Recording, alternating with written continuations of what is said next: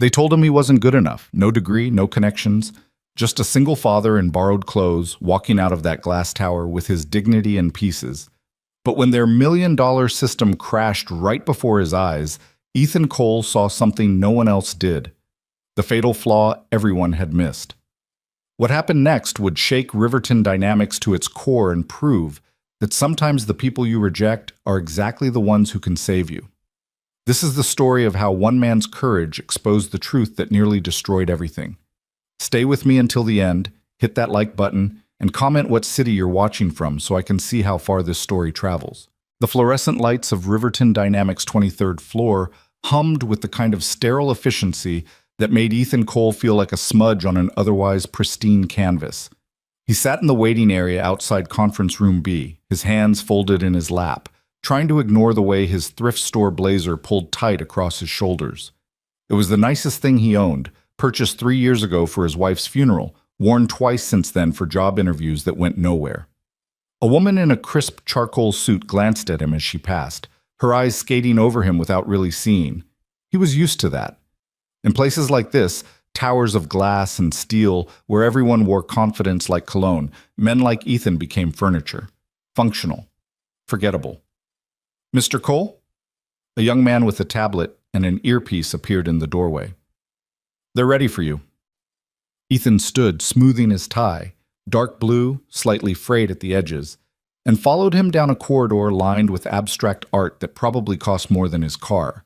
The carpet was so thick it swallowed sound. Everything here whispered of money and power, of a world Ethan had only ever glimpsed from the outside. Conference Room B was smaller than he'd expected, dominated by a dark wood table that reflected the overhead lights like still water. 3 people sat on the far side, their expressions carefully neutral. The woman in the center, maybe 50, had silver hair cut in a sharp bob and eyes that assessed him in the time it took to blink. To her left, a younger man with stylish glasses and the kind of casual sweater that somehow looked expensive. To her right, an older gentleman whose suit probably cost more than Ethan's monthly rent.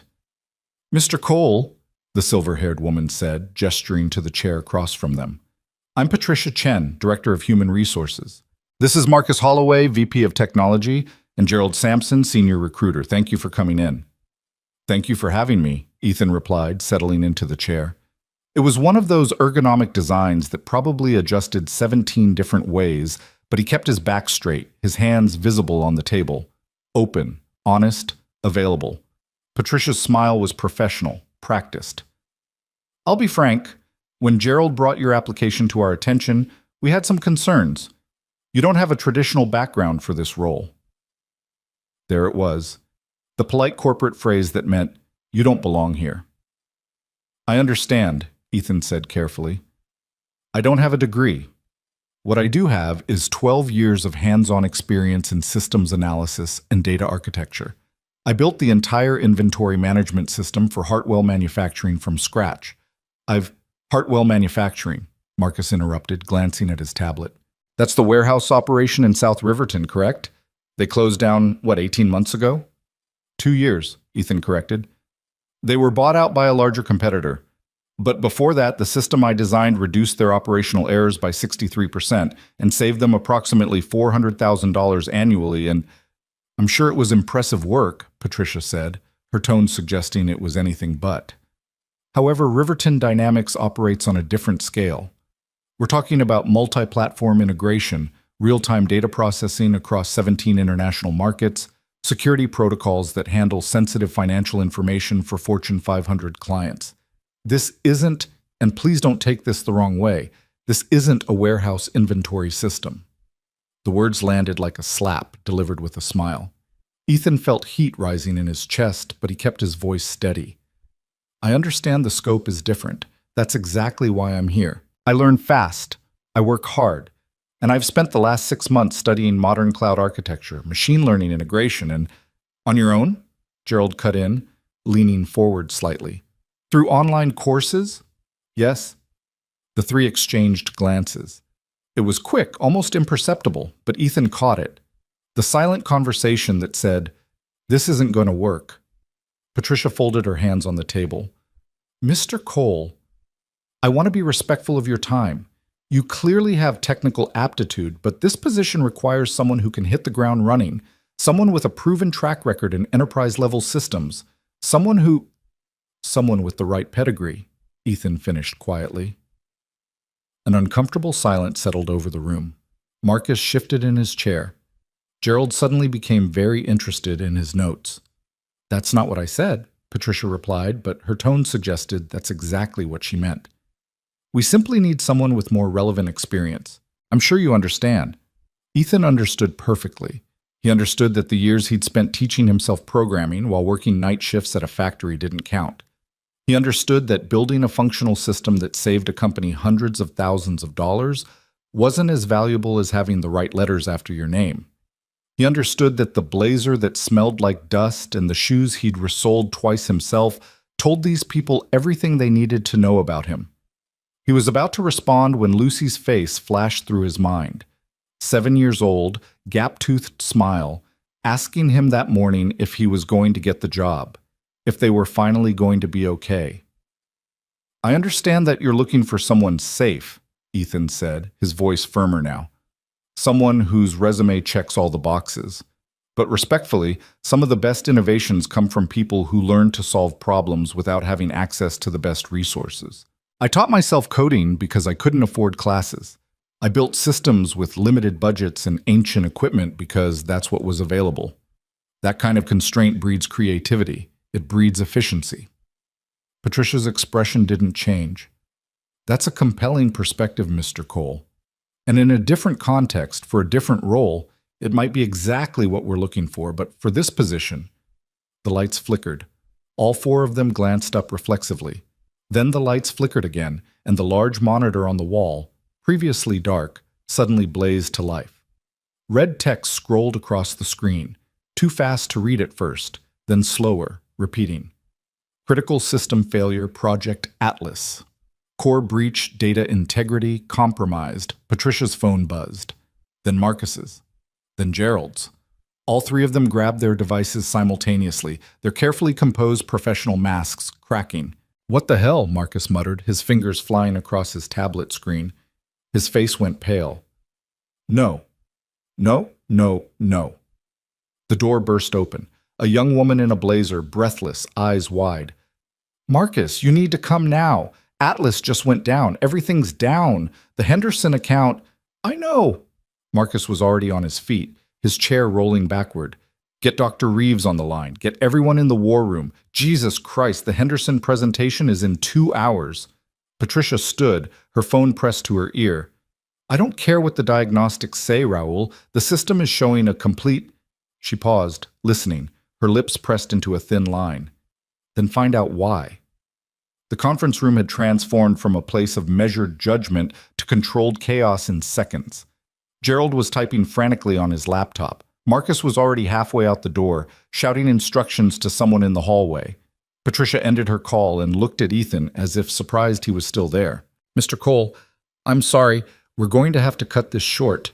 An emergency has..." "It's a data cascading failure," Ethan said quietly. Everyone stopped. Patricia turned slowly to look at him. "Excuse me?" Ethan gestured to the monitor, where error logs were now streaming past in a waterfall of red text. "The system is trying to verify user data against corrupted indexes. Each verification attempt is creating new error logs, which are triggering more verification attempts. It's exponential. That's why everything's crashing." Marcus, frozen in the doorway, stared at him. "How could you possibly know that from looking at..." "Because I've seen this before," Ethan said, standing. "Different system, smaller scale, but the same cascading pattern. At Hartwell, we had a similar issue when we integrated the new inventory system with the legacy database. The architecture was trying to validate data against references that no longer existed. Every failed validation created a new process thread. Within 20 minutes, the whole system locked up." Patricia's eyes narrowed.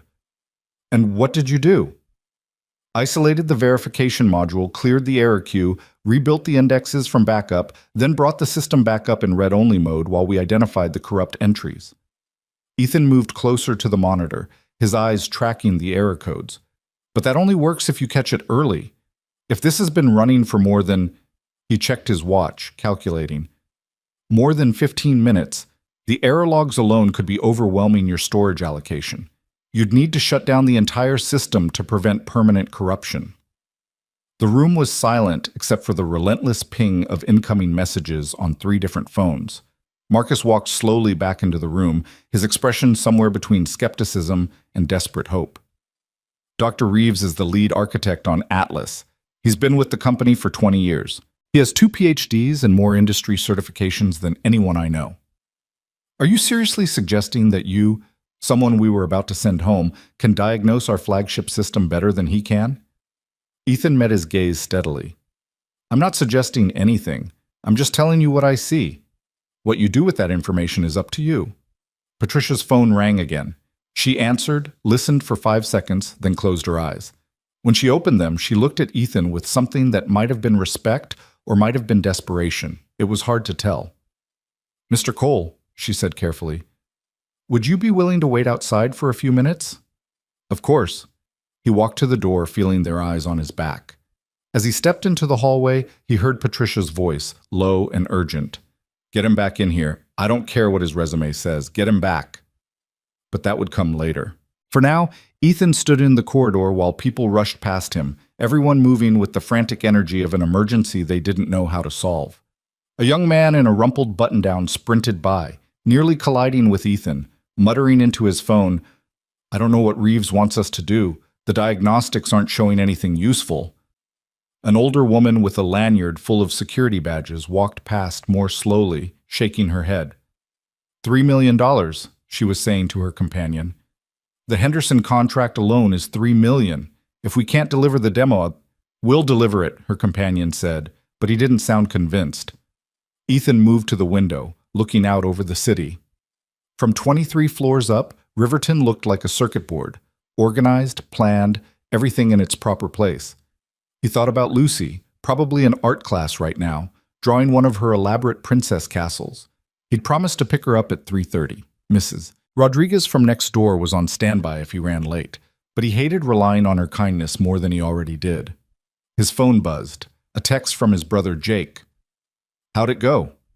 Ethan typed back. About what I expected. Might be here a bit longer, though. Something came up. 3 dots appeared. Then, they see what you can do? Not sure yet, Ethan replied. But they're about to. He pocketed his phone as Patricia appeared in the hallway, her expression unreadable. Mr. Cole, would you mind coming back in?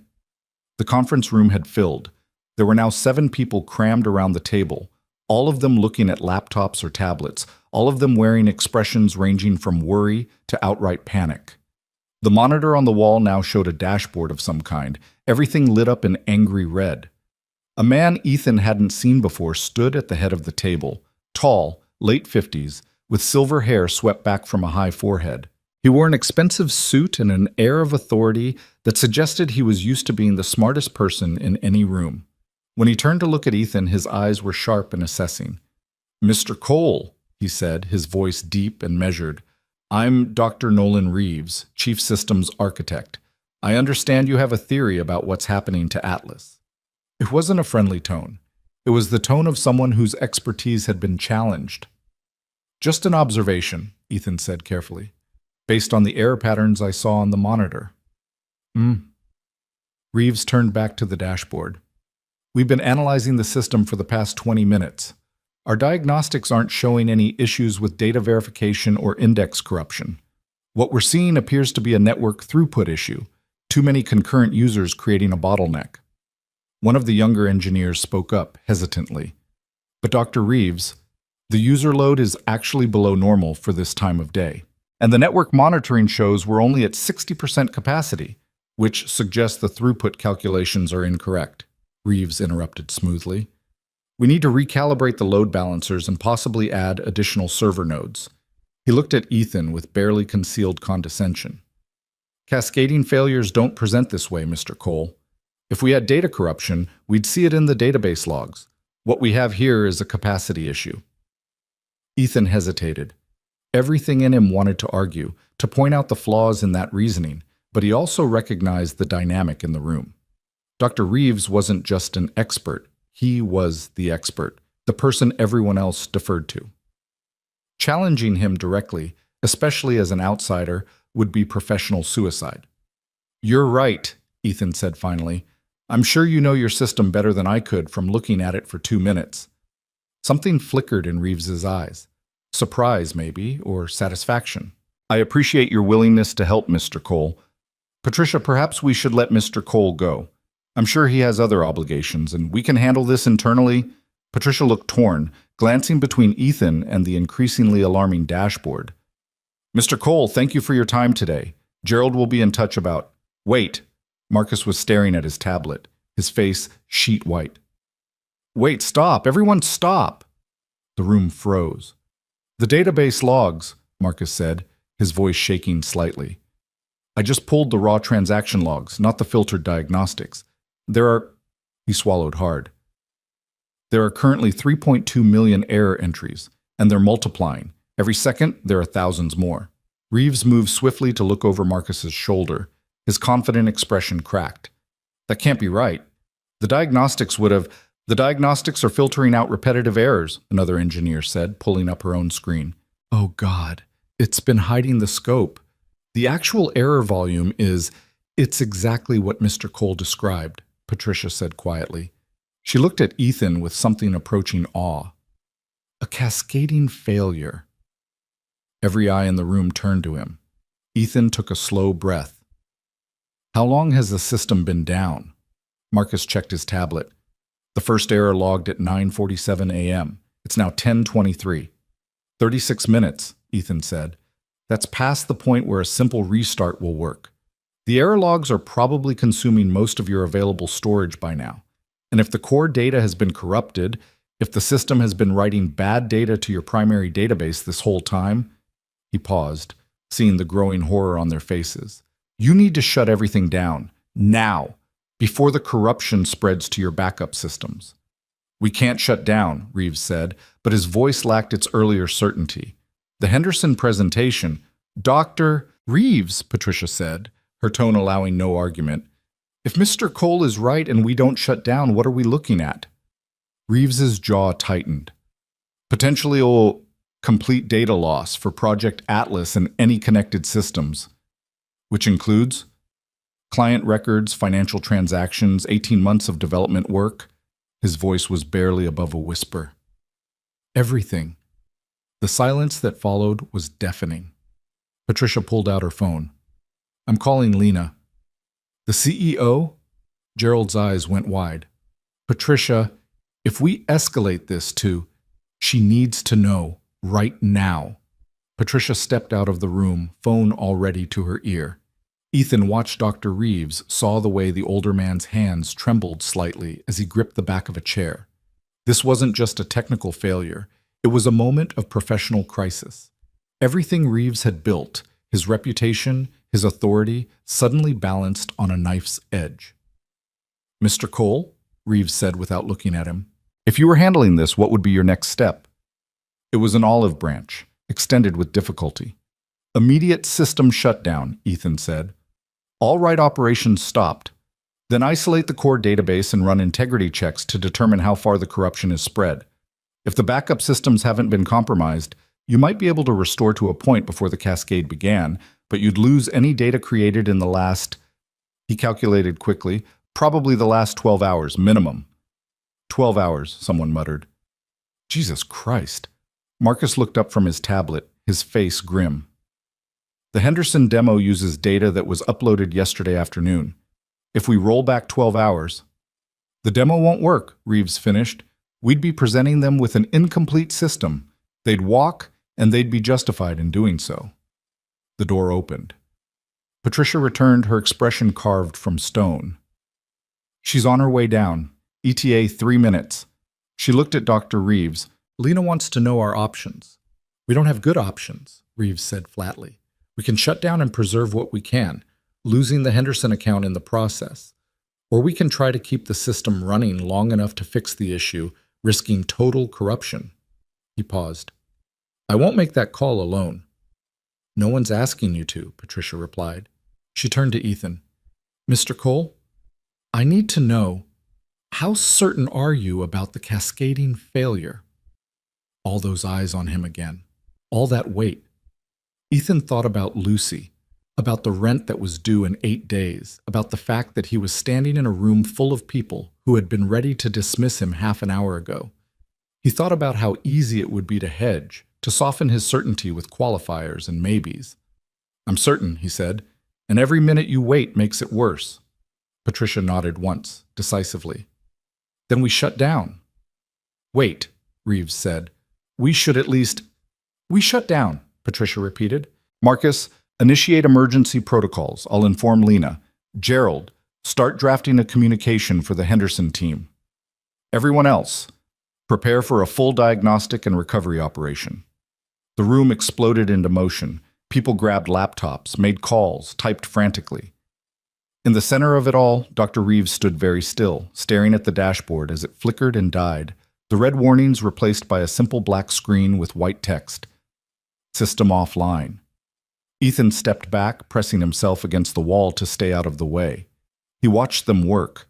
These people with their degrees and their credentials and their expensive clothes, all of them moving with controlled panic, none of them entirely sure what to do next. Patricia finished her call and caught Ethan's eye. She walked over, her expression softer than before.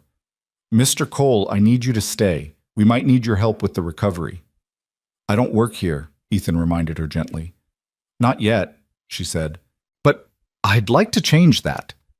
Before Ethan could respond, the door opened again, and a woman strode in with the kind of presence that made everyone else seem slightly out of focus.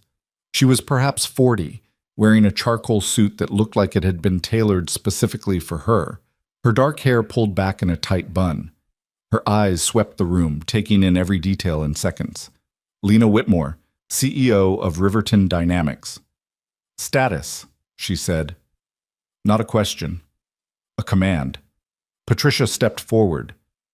"We've initiated a full system shutdown. Project Atlas experienced a cascading data failure beginning approximately 40 minutes ago.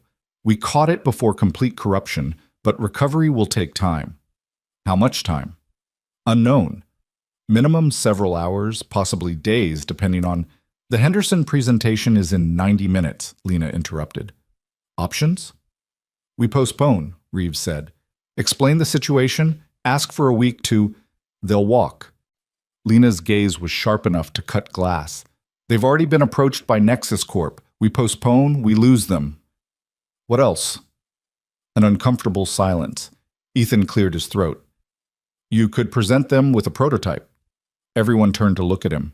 Lena's eyes fixed on him with laser focus. "And you are?" "Ethan Cole," Patricia said quickly. "He's the one who identified the problem. He was here for an interview when—" "A prototype," Lena repeated, ignoring the explanation. "Explain." Ethan felt his mouth go dry, but he pushed forward. "If the corrupted data is only from the last 12 hours, your core system architecture is intact. You can't show them real-time processing with live data, but you could demonstrate the system's capabilities using simulated data or archived sets from earlier this week. It wouldn't be the same as the full demonstration, but it would prove the concept works." Reeves shook his head. "The Henderson team specifically requested real-time capability. Showing them a simulation would be—" "Better than nothing," Lena finished. She looked at Ethan with something that might have been approval. "Can it be done in 90 minutes? Ethan hesitated. "I don't know your system well enough to say, but if the architecture is sound and you have clean archived data, theoretically, yes. It would require bypassing the corrupted modules and essentially hardwiring the demonstration to pull from static sources. It wouldn't be elegant, and anyone with technical expertise would see it's not live processing, but it would show them what the system can do," Lena said, "when it's working." She turned to Reeves. "Nolan?" The chief architect looked like he'd swallowed glass. "It's possible. We'd need to reroute the core processes, create isolated modules for the presentation environment, ensure there's no connection to the corrupted—" He stopped, seeing Lena's expression. "We can try." "You'll do more than try." Lena checked her watch. "You have 75 minutes. Use every resource you need. Patricia, delay Henderson 15 minutes. Tell them we're running final optimizations. Make it sound like we're perfecting something, not fixing something." She paused at the door, looking back at the room. Her eyes found Ethan. Mr. Cole, you're with the recovery team. Whatever they need, you provide it. We clear? Yes, Ethan managed. Good. And then she was gone, leaving a wake of tension behind her. For a long moment, no one moved. Then Dr. Reeves took a deep breath and straightened his shoulders. You heard her. Marcus, get me the system architecture diagrams. Jennifer, I need the Henderson demo specifications. Thomas, start pulling archived datasets from Monday through Wednesday, verified clean. He glanced at Ethan. Mr. Cole, you're familiar with emergency system reconstruction? Some, Ethan said carefully. Mostly smaller scale, but the principles should transfer. Then you're with me, Reeves gestured toward the door. We have 73 minutes to build a miracle. I hope that thrift store blazer is comfortable because you're going to be wearing it for a while. The next hour passed in a blur of activity that Ethan would later struggle to fully recall. They moved to a larger space, the war room, someone called it, filled with monitors and workstations and a dozen people all working with intense focus. Reeves commanded the room like a general, delegating tasks, making decisions, his earlier condescension replaced by pure professional determination. Ethan found himself at a workstation next to a young woman named Jennifer, who walked him through the Atlas architecture at lightning speed. It was impressive work, elegant, efficient, clearly the product of years of refinement. The cascading failure hadn't been a design flaw. It had been a data integration issue, a new client upload that hadn't been properly sanitized before being fed into the verification system. We should have caught it, Jennifer muttered, her fingers flying across her keyboard. We have protocols for this exact scenario. Protocols fail, Ethan said, working through the code on his own screen. That's why you need people who can think beyond them. Is that what you do? Think beyond protocols? I mostly just try to fix things when they break. He paused, staring at a section of code.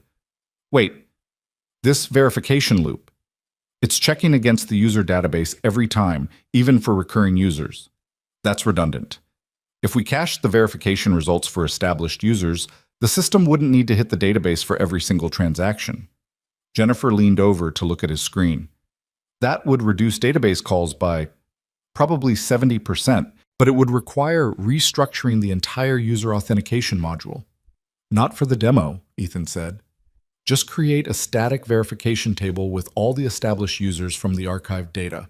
The system checks there first, only queries the database for new or anomalous entries. For demonstration purposes, with controlled data, it would be functionally identical to the full system. Jennifer stared at him for a moment, then grabbed his arm. Dr. Reeves, you need to see this. What followed was a technical discussion Ethan could barely keep up with, as Reeves and 3 other engineers examined his suggestion, tested it, refined it, and ultimately implemented it in a version of the system that existed only for the Henderson demonstration. It wouldn't work for real-world deployment, not yet, but for a controlled presentation, it was exactly what they needed. 55 minutes later, with 10 minutes to spare, they had something that resembled a functional system. It's not perfect, Reeves said, reviewing the final checks. There are edge cases we haven't accounted for, and if they ask for anything outside the scripted demo, we're exposed. But if they follow the standard presentation flow, it'll work, Marcus said, though he didn't sound entirely convinced. Lena appeared in the doorway, flanked by 4 people in expensive suits, the Henderson team. She surveyed the room, her gaze sharp, then gave Reeves an almost imperceptible nod. Showtime. Ethan watched from the back as Reeves and Marcus led the presentation. They were good, smooth, confident, walking the Henderson representatives through Atlas's capabilities with the practiced ease of people who'd done this 100 times. The system responded perfectly, processing simulated transactions, displaying analytics, demonstrating integration capabilities. To anyone who didn't know what had happened that morning, it looked flawless. The Henderson CEO, a woman with sharp features and sharper eyes, asked questions. Technical questions. Probing questions. Reeves answered them without hesitation, and when Marcus hit a stumbling block on one particularly complex query, Jennifer smoothly stepped in with an explanation that was both accurate and reassuring. 40 minutes later, the Henderson team left with smiles and promises to send the contract by end of day. The war room exhaled collectively. "We did it," someone said, and then everyone was talking at once, relief and exhaustion mixing into something like joy. Marcus hugged Jennifer. Another engineer literally collapsed into a chair. Even Reeves allowed himself a small smile. Ethan slipped toward the door, thinking he could disappear before anyone noticed. He'd done what they needed. He should go, pick up Lucy, get back to his real life. "Mr. Cole," he turned. Lena stood in the doorway, her expression unreadable. "Ms. Whitmore," he said, "congratulations on the walk with me." It wasn't a request. They walked in silence down a corridor that seemed to stretch forever, past offices with glass walls where people worked in isolated bubbles of concentration. Lena's heels clicked against the polished floor, a metronome of authority. "Patricia tells me you don't have a degree," Lena said finally. "No, ma'am."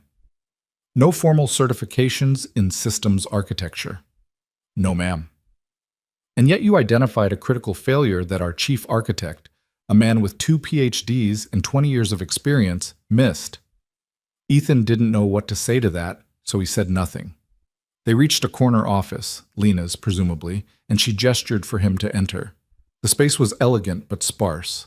A desk, a few chairs, minimal decoration except for a single photograph on the desk. Lena with a young boy, both of them laughing. "Sit," she said. He sat. Lena remained standing, looking out the window at the city below. "Do you know why we nearly lost everything this morning? A data integration error that, because we've become complacent," she interrupted. "We hire the best people, give them the best resources, and then we assume that's enough.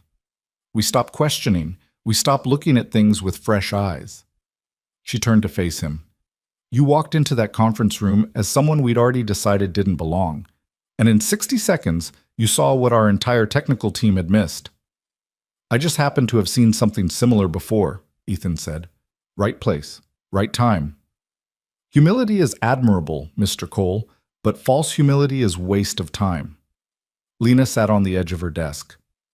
"I looked at your file after the crisis began.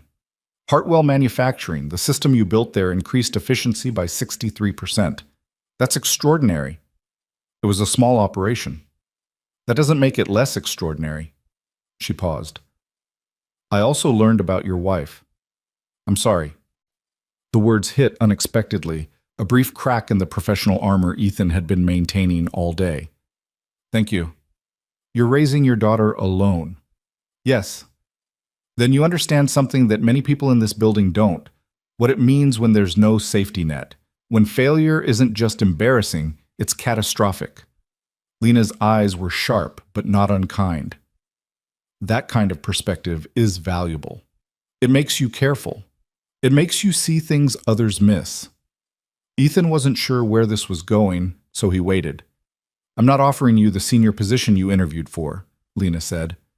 "That role requires experience and credentials you don't have, and despite your impressive diagnosis this morning, I can't justify that level of placement."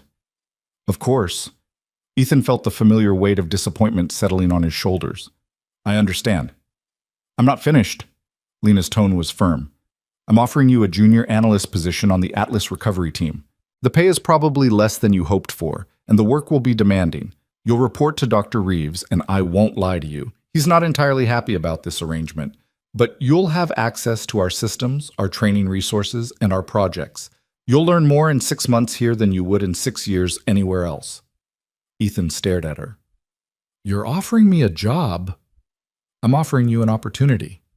Lena stood, walked around her desk, and pulled out a folder. "This is the offer letter. Standard junior analyst compensation, benefits package, 60-day probationary period. Review it, and if you're interested, have it back to Patricia by end of day tomorrow." She handed him the folder. Ethan took it with hands that weren't entirely steady. "One more thing," Lena said. "What happened this morning doesn't leave this building. As far as anyone outside this company knows, we successfully completed a scheduled presentation to the Henderson team. No system failure, no crisis, no last-minute heroics.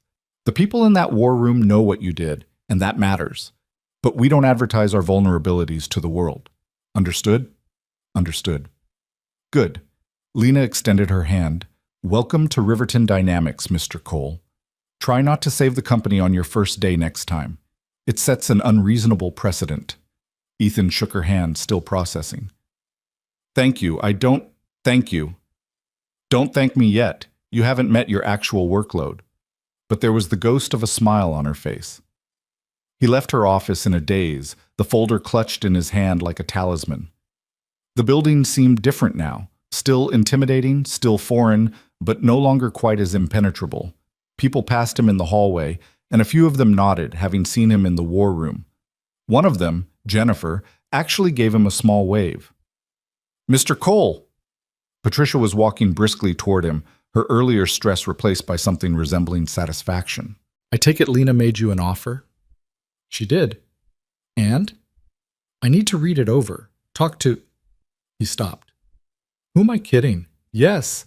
The answer is yes. Patricia laughed, a genuine sound of relief.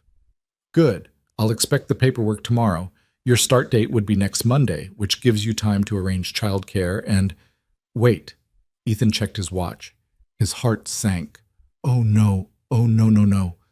What? I was supposed to pick up my daughter 40 minutes ago. He was already moving toward the elevator. Mrs. Rodriguez is going to kill me. Lucy's going to think I forgot her. Go, Patricia said, waving him on. We'll sort out the details later. Go get your daughter. Ethan actually ran through the lobby of Riverton Dynamics, past the security desk where the guard looked at him with alarm, out into the afternoon sun that seemed almost too bright after hours under fluorescent lights. His car was in visitor parking, a 10-year-old sedan that wheezed when he started it, but somehow always got him where he needed to go. He drove too fast through downtown traffic, calling Mrs. Rodriguez to apologize, to explain, to promise it wouldn't happen again. She was gracious about it, as always, but he could hear the concern in her voice. Lucy was fine, she assured him, just worried about him. The elementary school pickup line had long since dispersed. Ethan pulled up to the curb where Mrs. Rodriguez's ancient blue Honda sat idling. She got out as he approached, and Lucy tumbled out behind her, a 7-year-old whirlwind in a purple jacket and mismatched sneakers. Daddy! She ran to him, and Ethan scooped her up, holding her tight. I'm sorry, sweetheart. I'm so sorry I was late. Mrs. Rodriguez said you had emergency at your interview.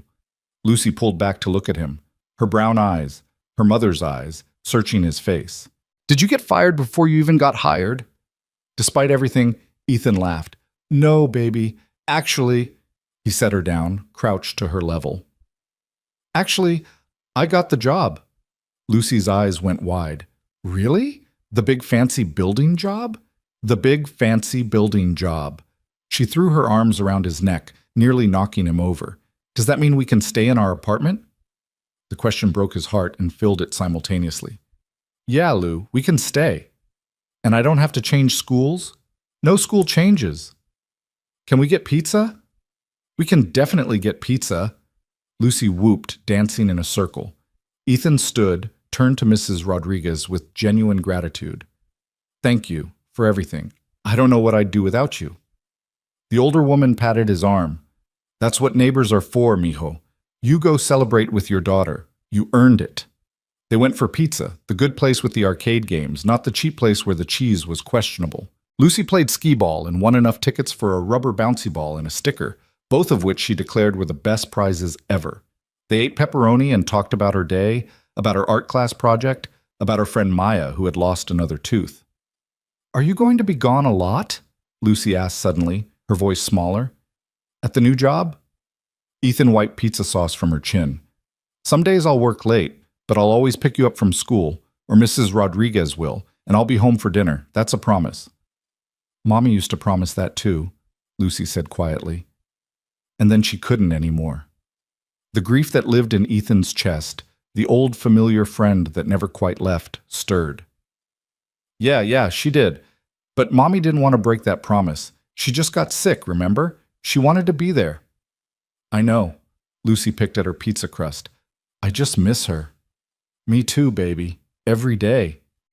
They finished eating in comfortable silence, and on the drive home, Lucy fell asleep in the back seat, her new bouncy ball clutched in one small hand. Ethan carried her up to their second-floor apartment, a modest space that was mostly clean and approximately organized. He tucked her into bed, pulled the covers up to her chin, kissed her forehead. "Love you, Daddy," she murmured, half asleep. "Love you too, Lou. More than all the stars." "More than all the stars," she echoed, her voice fading. Ethan retreated to the living room, finally allowing himself to sit down. The folder from Lena sat on the coffee table where he'd dropped it. He opened it, read through the offer letter properly. The salary was less than he'd hoped for, but more than he was making now. The benefits were excellent. Health insurance that would actually cover things, a retirement plan he could contribute to, professional development opportunities. It was real. It was stable. It was a chance. He thought about Patricia's expression when she'd dismissed him that morning. Polite, professional, completely certain he didn't belong. He thought about Dr. Reeves's condescension, Marcus's skepticism, the way they'd all looked through him until the moment he became useful. He thought about Lena's words. "You see things others miss." His phone buzzed. A text from Jake. "So?" "I got it," Ethan typed back. "Junior analyst position. I start Monday." 3 dots appeared, then, "Brother." "I knew it. I knew it. Drinks this weekend to celebrate?" "Can't afford drinks yet," Ethan replied. "Rain check till first paycheck? Deal. Proud of you, man. Sarah says congrats too." Ethan smiled, set his phone down. Through the thin walls, he could hear the neighbor's TV, someone walking around upstairs, the ambient sound of life being lived in close quarters. This apartment wasn't much, but it was theirs. And now, maybe, it could stay that way. He pulled out a pen, dated the offer letter, and signed his name at the bottom. Whatever came next, whether he succeeded or failed, whether he proved himself or fell short, at least he'd have tried. At least he'd been given the chance. And sometimes, that's all anyone could ask for. Outside, the city lights began to glow against the darkening sky. Ethan sat in his small living room, in his borrowed blazer that smelled like dust, holding a signed contract that felt like redemption. Monday would come. The work would be hard. The challenges would be real. But tonight, for the first time in a long time, the future felt less like a threat and more like a possibility. And that was enough. Monday morning arrived with the kind of crisp autumn air that made everything feel like a new beginning. Ethan stood outside Riverton Dynamics at 7:30, 15 minutes early, wearing the same blazer but a different tie, navy blue this time, borrowed from Jake, who'd insisted on contributing something to the occasion. Lucy had made him promise to text her at lunch, and Mrs. Rodriguez had squeezed his hand at the door with a whispered, "Make us proud, mijo." The lobby was already bustling with people who moved with purpose, their security badges swinging from lanyards as they swiped through turnstiles. Ethan approached the security desk where a different guard sat, younger than the one from Friday, with kind eyes and a nameplate that read, Marcus Chen. "First day?" Marcus asked, and Ethan wondered if his nervousness was that obvious. "Is it that clear?" "You've got the look. Don't worry, everyone's terrified their first day.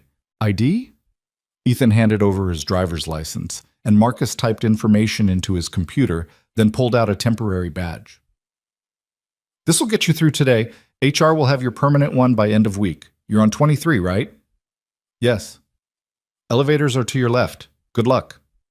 The ride-up felt longer than it had on Friday, each floor a small eternity. When the doors opened on 23, Patricia was waiting in the lobby area, looking significantly less stressed than the last time he'd seen her. "Mr. Cole?" she said with a warm smile.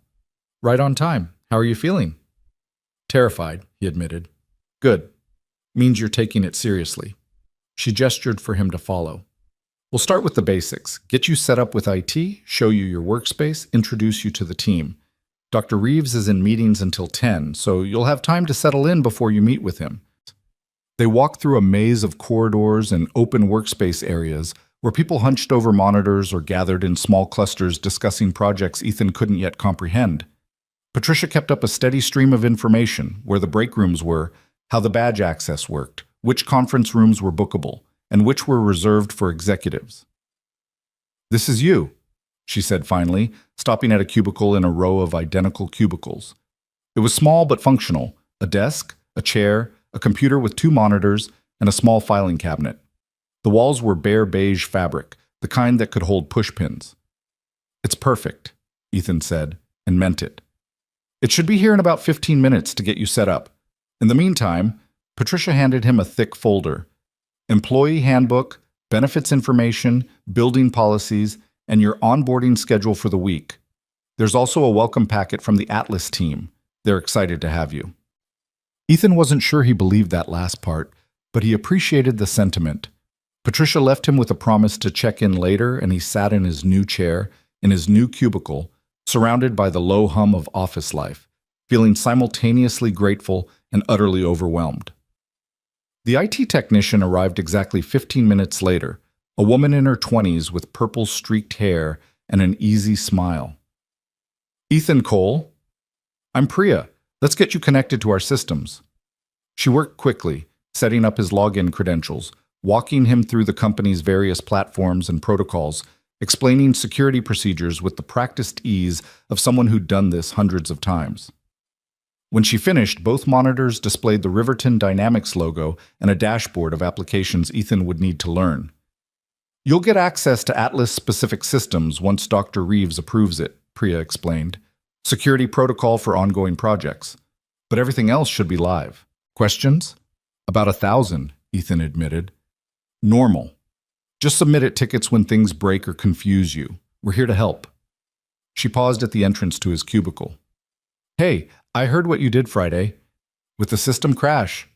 That was impressive. Don't downplay it. Half the engineering team has been talking about it all weekend."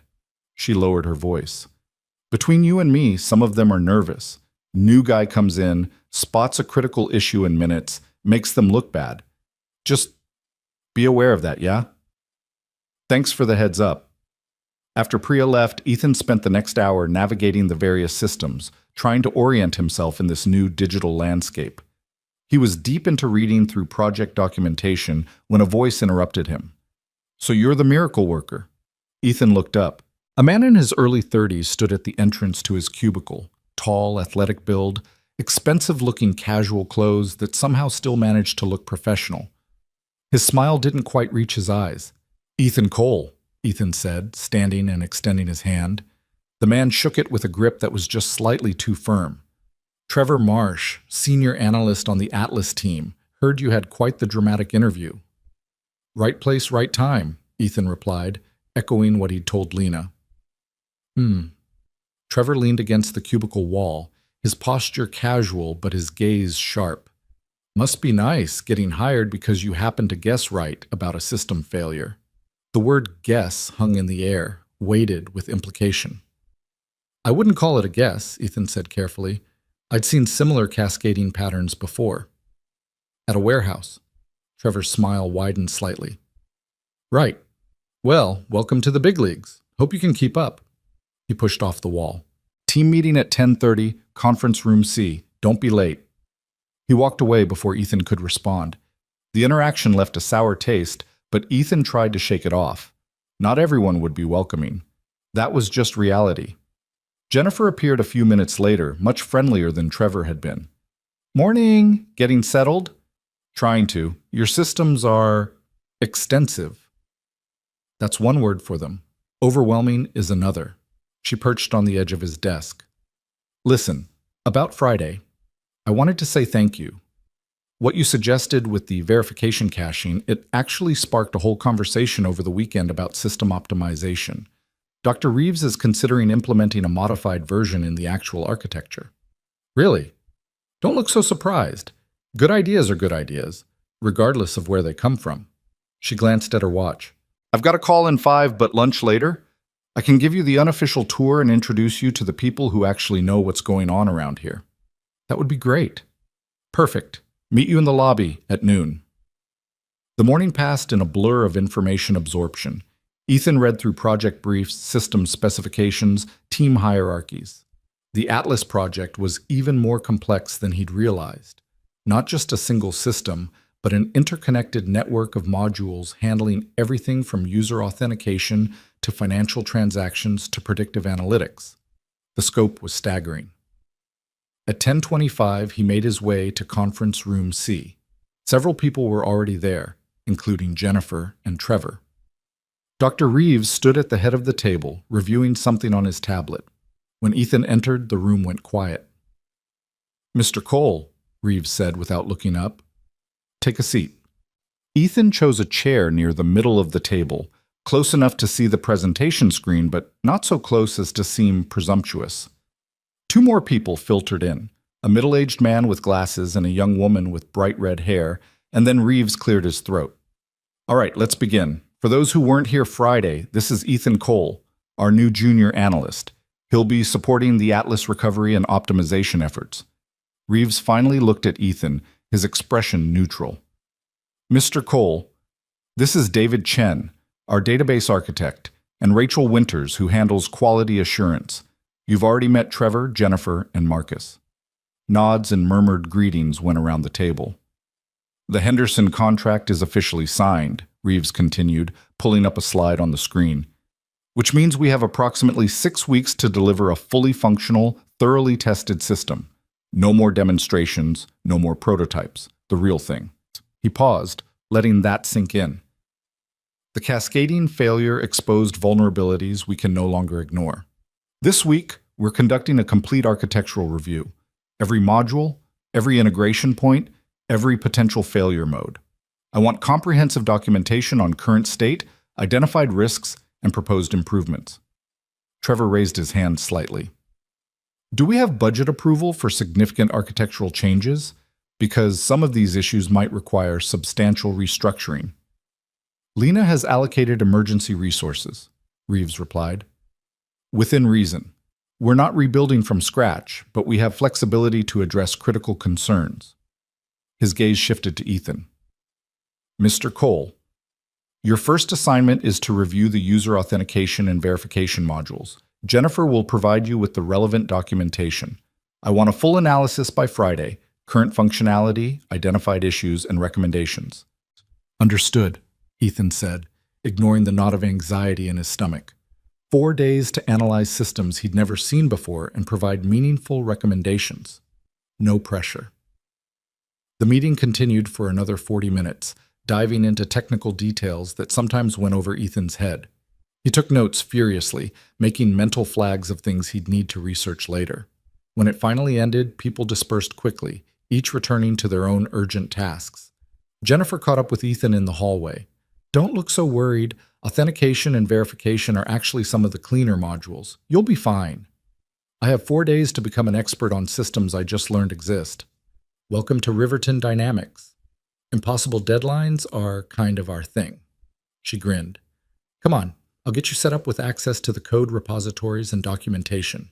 Then lunch, and I'll explain all the office politics you need to navigate." The afternoon was intense. Jennifer walked Ethan through the authentication architecture, explaining the logic flows and integration points, pointing out where Friday's failure had originated and how it had propagated through the system. The code was elegant but complex, the product of multiple developers over several years, each leaving their own stylistic fingerprints. "The core issue," Jennifer explained, pulling up a particularly dense section of code, "is that we built for scalability but didn't adequately plan for data corruption scenarios. The system assumes data integrity and has minimal fallback protocols when that assumption fails." Ethan studied the screen. "What if you implemented verification tiers, quick checks for established users, deeper verification for new or flagged accounts, and circuit breakers that isolate problems before they cascade?" "That's actually similar to what I was thinking." Jennifer pulled up another document. "Look at this. I drafted a proposal over the weekend along those lines. Multi-tier verification with automatic isolation triggers." They spent the next hour comparing notes, refining ideas, building a framework that felt both practical and elegant. Ethan forgot to be nervous, forgot to worry about whether he belonged. This was just problem solving, the same thing he'd been doing for years, just at a larger scale. "Okay, stop," Jennifer said eventually, laughing. "If we solve the whole thing today, what are you going to present on Friday?" "Good point. Besides, you promised me lunch and it's already 2 o'clock. I'm starving." They went to a small cafe 2 blocks from the office, the kind of place that catered to the downtown business crowd with overpriced sandwiches and aspirational salads. Over food that cost more than Ethan usually spent on an entire day's meals, Jennifer provided the real orientation. Dr. Reeves is brilliant but proud, she explained, keeping her voice low. He built Atlas from the ground up, and it's his legacy. What happened Friday hurt him professionally and personally. He won't admit it, but he's embarrassed. He seems to be handling it professionally. He is, but he's also watching you closely. You made him look bad, even though you also saved his system. That's complicated. And Trevor? Jennifer grimaced. Trevor thought he was next in line for a senior analyst position. When you got hired, even at junior level, it ruffled feathers. He's competitive, territorial, and he sees you as a threat. I'm not trying to threaten anyone. Doesn't matter. You're the new person who got hired under unusual circumstances. Some people will see that as an opportunity, others as an insult. She paused. Marcus is solid. You can trust him. Rachel keeps to herself, but she's thorough and fair. David is old school, been here forever, knows where all the bodies are buried. He'll respect you if you show him you can do the work. And you? Jennifer smiled. I'm just trying to build good systems and not get crushed by office politics. Friday was terrifying, but it was also exciting, you know? Seeing someone come in with fresh eyes and spot what we'd all missed. I want more of that energy on the team. They talked for another 30 minutes about Jennifer's background in computer science, her 4 years at Riverton, her frustrations with how slowly change happened in large organizations. She was passionate about her work in a way that reminded Ethan of himself, back when he'd first discovered how satisfying it was to solve complex technical problems. When they returned to the office, Ethan found a calendar invitation waiting for him. One-on-one meeting with Dr. Reeves, Thursday at 3 p.m. The subject line read simply, Progress Review. The week developed its own rhythm. Ethan arrived early each morning, often finding the office still quiet except for the cleaning crew finishing their rounds. He'd make coffee in the break room, significantly better than the instant powder he used at home, and settle into his cubicle with the authentication documentation spread across his monitors. The work was challenging, but not impossible. The more Ethan dug into the code, the more he understood both its elegance and its vulnerabilities. The original architects had built something impressive, but they'd built it during a different era of the company's growth, for different user volumes and different security requirements. The system had been patched and updated over the years, but the core architecture remained fundamentally unchanged. By Tuesday afternoon, Ethan had mapped the entire authentication flow, identified 6 potential failure points, and begun sketching out recommendations.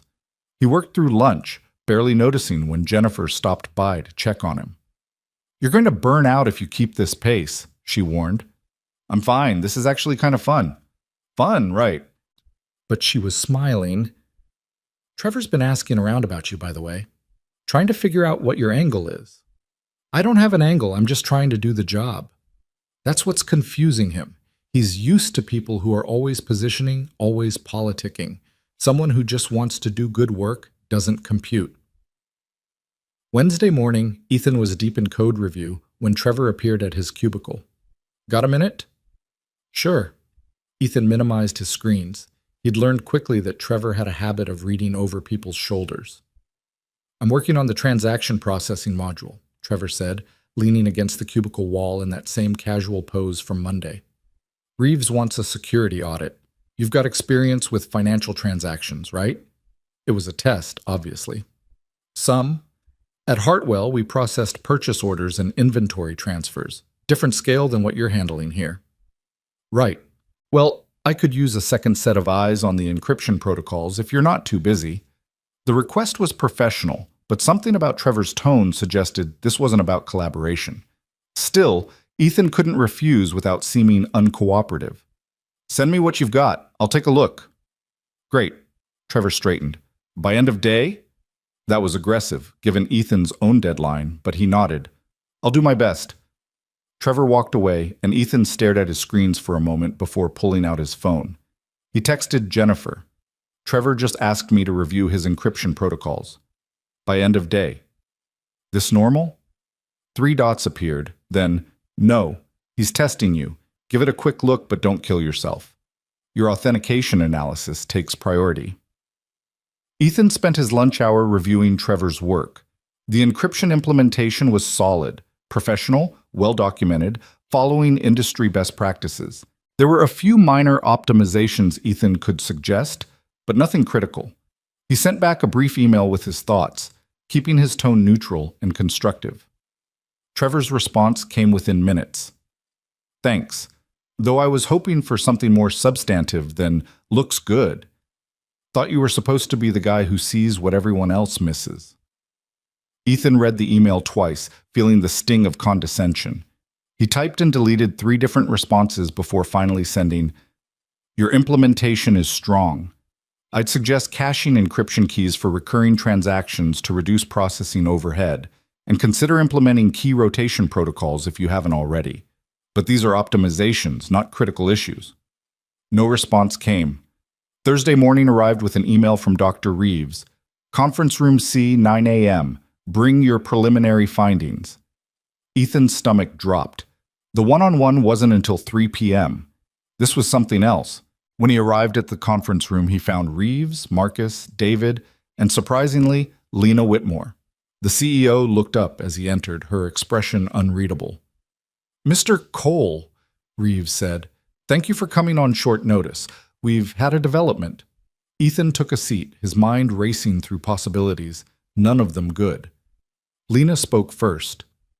"The Henderson team has requested an early access build. They want to begin internal testing before the official delivery date." "That's ambitious," Ethan said carefully. "That's problematic," Marcus corrected. "We're still addressing the vulnerabilities exposed by Friday's failure. Giving them access now means exposing them to systems we know are unstable." "We could provide sandboxed access," David suggested. "Limited functionality, controlled environment." "They specifically requested full system access," Lena replied. "They want to stress test our claims." Reeves leaned back in his chair. "Which brings us to our question, Mr. Cole. Based on your analysis so far, what's your assessment of the authentication module's stability?" All eyes turned to him. Ethan thought about the code he'd been reviewing, the vulnerabilities he'd identified, the recommendations he hadn't finished documenting. "The core functionality is sound," he said slowly, "but there are edge cases that could cause issues under stress testing. The verification system still doesn't have adequate fallback protocols for data inconsistencies. If the Henderson team's test data contains any anomalies, and most real-world data does, we could see similar cascading issues." Silence. "So your recommendation is," Lena prompted. "We're not ready," Ethan said. "Not for full access. A sandboxed environment with curated test data could work, but giving them unrestricted access to the current build is risky." Marcus nodded. "I agree with that assessment." "As do I," David added. Reeves was quiet for a long moment, his fingers steepled in front of him. "This puts us in a difficult position. Saying no to a major client's reasonable request makes us look unprepared or incompetent. Saying yes and then having another system failure makes us look worse," Lena countered. She looked at Ethan.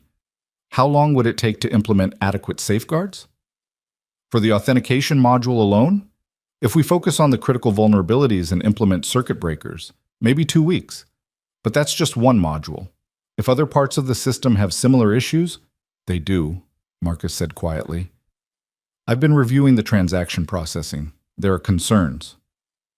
Lena stood, walking to the window. "So we're looking at a minimum of 2 weeks, possibly more, before we can safely provide early access." "Yes," Reeves said. The admission seemed to cost him something. "Then that's what I'll tell Henderson." Lena turned back to the group. "But I need to give them something. A timeline, a plan, confidence that we're addressing their concerns seriously." She looked at Reeves. "Nolan, I need a comprehensive review of all Atlas modules. Identified risks, mitigation strategies, realistic timelines. Can you have that by Monday?" "That's..." Reeves stopped, recalculated. "Yes, but it will require pulling resources from other projects." "Do it. This is our priority." Lena gathered her tablet. "Mr. Cole, I want you on that review team. Your fresh perspective has proven valuable." She paused at the door. "And everyone in this room, what we discussed stays here. Henderson gets confident professionalism, not panicked scrambling. Clear?" Murmured agreements followed her out. After she left, Reeves stood slowly. Well, I suppose we have our weekend plans. He looked at Ethan, and there was something in his expression that might have been respect. Your honesty just saved us from a potentially catastrophic mistake. That took courage. I just answered the question, Ethan said. You answered it truthfully when you could have hedged or deflected. That matters. Reeves collected his papers. Friday's deadline for your authentication analysis still stands. The comprehensive review starts Monday. I suggest you get some rest this weekend. You'll need it. The rest of Thursday passed in intense focus. Ethan finalized his analysis, documenting each vulnerability with supporting evidence and specific recommendations. Jennifer stopped by twice to review sections and offer feedback. Even David made an appearance, gruffly approving of Ethan's methodological approach. Trevor, notably, didn't appear at all. The 3 p.m. one-on-one with Reeves was surprisingly productive. The older man reviewed Ethan's work carefully, asking probing questions, challenging assumptions, but ultimately agreeing with the core findings. This is solid work, Reeves said, and it sounded like the words surprised him. Your recommendations are practical and well-reasoned. Some will require significant implementation time, but they address the fundamental issues. He closed the document. You've been here 4 days, Mr. Cole. In that time, you've helped prevent a client relations disaster and produced analysis that some of my senior team members would need 2 weeks to complete. How? Ethan considered the question. I think when you're used to working with limited resources, you learn to be efficient. You can't afford to waste time. And when you've built systems from scratch with minimal help, you develop a sense for what matters and what doesn't. Desperation breeds focus, Reeves mused. There's truth in that. He leaned back. I'll be honest. I wasn't happy about your hiring. You represent something that challenges my assumptions about credentials and experience. But you're proving me wrong, and I respect that. He paused.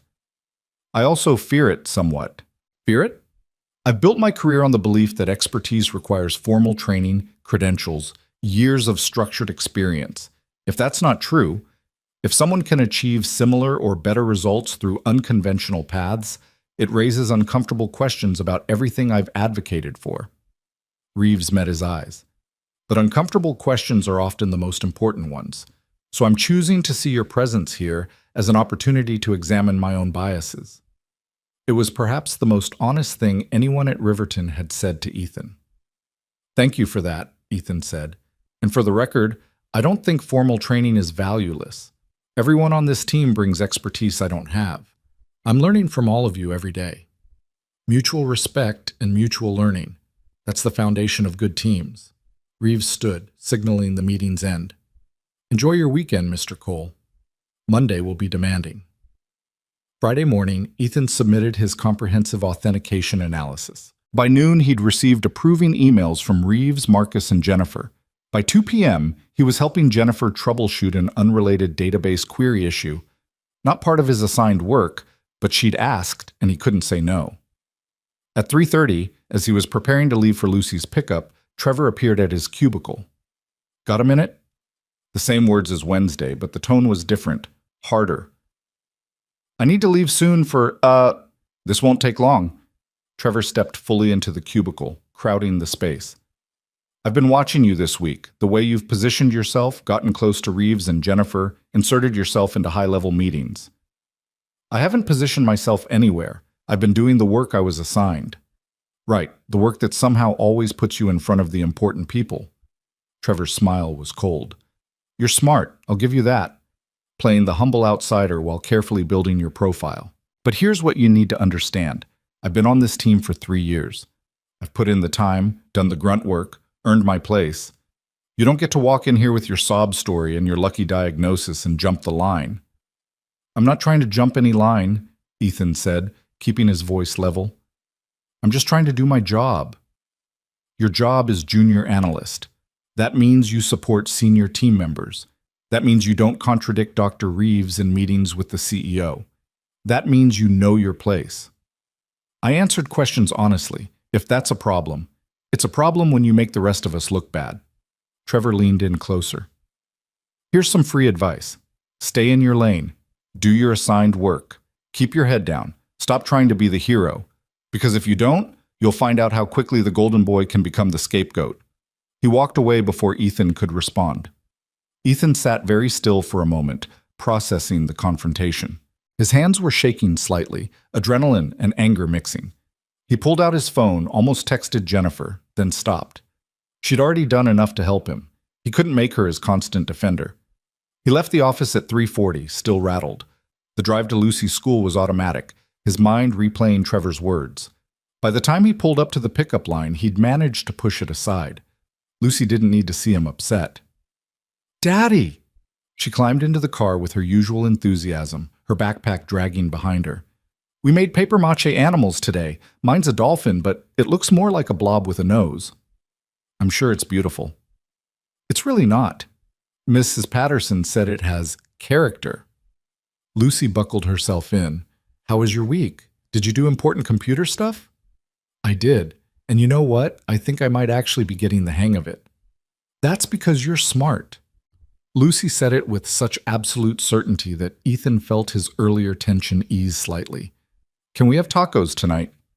"We can definitely have tacos."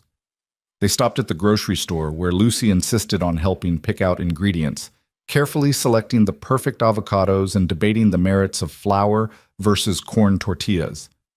At home, they cooked together, Ethan chopping vegetables while Lucy mixed spices, both of them talking about their days. After dinner, while Lucy worked on homework at the kitchen table, Ethan's phone buzzed with an email. Subject line: Weekend Team Communication. He opened it reluctantly. It was from Trevor, CC'd to the entire Atlas team. Team, reminder that individual contributions should be coordinated through proper channels. While initiative is appreciated, it's important that junior team members understand the approval process for recommendations that impact system architecture. Let's ensure we're maintaining professional boundaries and respecting the established hierarchy. Have a great weekend. Ethan read it 3 times, feeling heat rise in his chest. The message was ostensibly professional, but the implication was clear. Stay in your place. His phone buzzed again. A text from Jennifer. Ignore that. Trevor's just threatened. Your work this week was excellent. Another text, this one from Marcus. Trevor's email was out of line. Reeves knows it. Don't let it get to you. A third text, from a number he didn't recognize. Mr. Cole. This is David Chen. Trevor Marsh does not speak for this team. Your contributions this week were valuable and appropriate. Welcome to Riverton Dynamics. Ethan stared at his phone, something tight in his chest loosening. He wasn't alone. He had allies, even if he'd only been there a week. Daddy? Lucy looked up from her math worksheet. Are you okay? Yeah, baby, I'm okay. You look mad. Just work stuff. It's fine. Lucy studied him with her too perceptive 7-year-old eyes. Mommy used to say that when people are mean, it's because they're scared or hurting. Maybe the work people are just scared. Out of the mouths of children.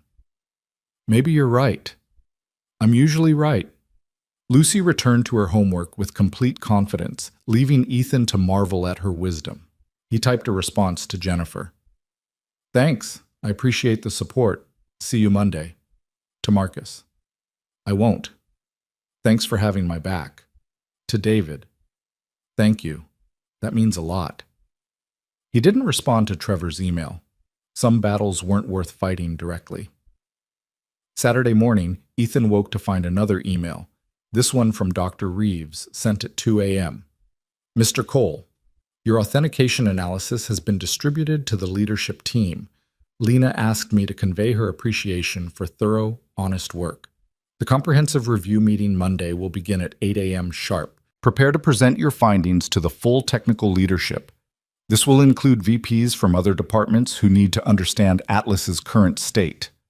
Professional attire recommended. NR professional attire. Ethan looked at his closet. The thrift store blazer, 2 pairs of decent pants, a handful of shirts that were presentable if not impressive. He'd have to make it work. Saturday passed in a blur of Lucy-related activities, the park, the library, a movie at home because theater tickets weren't in the budget. Sunday brought laundry and meal prep and reviewing his notes for Monday's presentation. Jake called to check in, offering again to lend Ethan a suit. I'm fine with what I have, Ethan insisted. Brother, you're presenting to VPs. Let me help. I can't keep borrowing things from you. It's not borrowing, it's family. Sarah's already pulled out my gray suit. It'll fit you fine. Come by tonight, try it on. Ethan did, and Jake was right. The suit fit well enough with minor adjustments. Standing in Jake's bathroom mirror, wearing clothes that actually looked professional, Ethan barely recognized himself. You look legit, Jake said, grinning, like someone who belongs in that glass tower. I'm not sure I do belong there. Hey, Jake's expression turned serious. Stop that. You got hired because you're good at what you do. Anyone who makes you feel otherwise is dealing with their own insecurity. Sound advice from his younger brother. Ethan carried it with him as he drove home, Lucy already asleep in the back seat, the borrowed suit carefully hung in the car. Sunday night, he couldn't sleep. He lay in bed running through his presentation, anticipating questions, worrying about things he couldn't control. At 2 a.m., he gave up and went to the living room, pulling up his analysis on his laptop, reviewing it for the 100th time. It was solid work. He knew it was. But would it be enough? The question followed him into Monday morning. Ethan arrived at Riverton Dynamics at 7:15 Monday morning, wearing Jake's gray suit, a fresh white shirt, and a confidence he didn't entirely feel. The building seemed different in the early light, less imposing maybe, or perhaps he was just getting used to it. Marcus at the security desk gave him an approving nod as he passed through. Big day, Marcus said. Heard you're presenting to the executive team. Word travels fast. Always does. You'll do great. Ethan hoped he was right. Conference Room A was larger than any space Ethan had been in at Riverton, designed for exactly this kind of high-stakes meeting. A massive oval table dominated the center, surrounded by leather chairs that probably cost more than his monthly rent. 3 walls were floor-to-ceiling windows, offering panoramic views of the city. The 4th wall was entirely screen, currently displaying the Riverton Dynamics logo. Dr. Reeves was already there, setting up his laptop. He looked up as Ethan entered, and something like approval crossed his face. Mr. Cole. Good, you're early. We'll be presenting as a team. I'll handle the overview and system architecture. You'll present your authentication findings. Marcus will cover transaction processing, and Jennifer will discuss quality assurance protocols. Understood, Ethan said, trying to ignore the flutter of nerves in his stomach. People began filtering in at 7:45. Lena arrived first, followed by Patricia and 3 people Ethan didn't recognize. 2 men and a woman, all wearing the kind of expensive business attire that screamed executive authority. Gerald appeared, then several other team members. By 7:55, 15 people filled the room. Trevor slipped in at 7:58, taking a seat near the back. His eyes found Ethan's, and something cold passed between them. At exactly 8 a.m., Lena stood. Thank you all for being here. As you know, we experienced a critical system failure 2 weeks ago that exposed fundamental vulnerabilities in Project Atlas. This meeting is to review our current state, identify risks, and establish a clear path forward. She looked at Reeves. Nolan, the floor is yours. Reeves stood, commanding the room with practiced ease. The screen behind him came to life with architectural diagrams as he walked through the Atlas system, its purpose, its complexity, its importance to Riverton's future. He spoke for 20 minutes, his voice steady and authoritative, acknowledging the failure without dwelling on it, focusing instead on the path forward. The cascading failure revealed that our system, while functionally sound, lacks adequate fail-safe protocols, Reeves explained. We built for optimal conditions and didn't sufficiently plan for worst-case scenarios. That changes now. He advanced to the next slide. Mr. Cole has conducted a comprehensive analysis of our authentication and verification modules. Ethan? Ethan stood, his mouth suddenly dry. 15 pairs of eyes turned to him. He took a breath, centered himself, and began. Authentication is the gateway to any secure system, he said, surprised by how steady his voice sounded. It's also the most common point of failure. Our current implementation is robust for standard operations, but vulnerable to data inconsistencies and corruption. He walked them through his findings, using the slides he'd prepared but not reading from them, speaking instead to the underlying logic and risks. He explained the cascading pattern that had nearly destroyed the system, showed them the verification loops that amplified errors instead of containing them, demonstrated how a single corrupt data entry could trigger exponential failures. The fundamental issue, Ethan continued, is that our system trusts its own data absolutely. When that trust is violated, there's no graceful degradation, just catastrophic failure. He pulled up his final slide.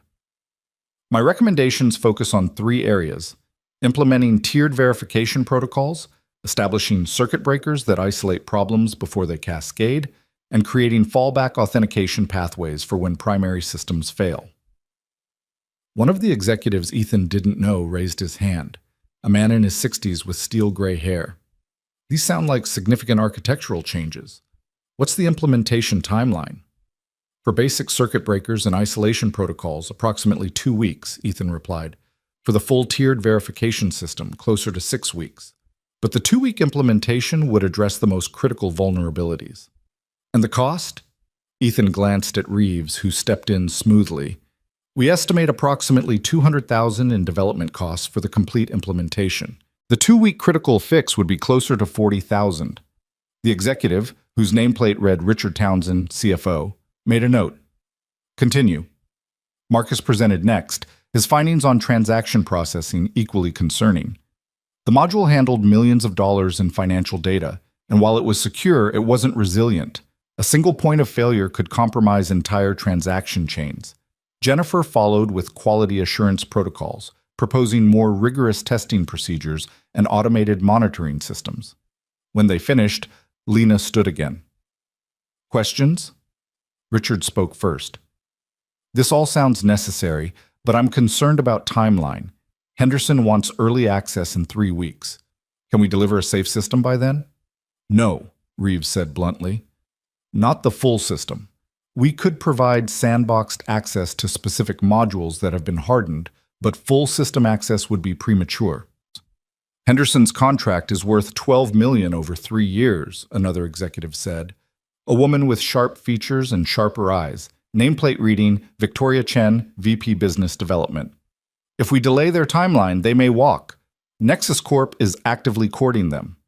If we give them access to an unstable system and it fails during their testing, they'll definitely walk, Lena countered, and we'll lose credibility with every other potential client.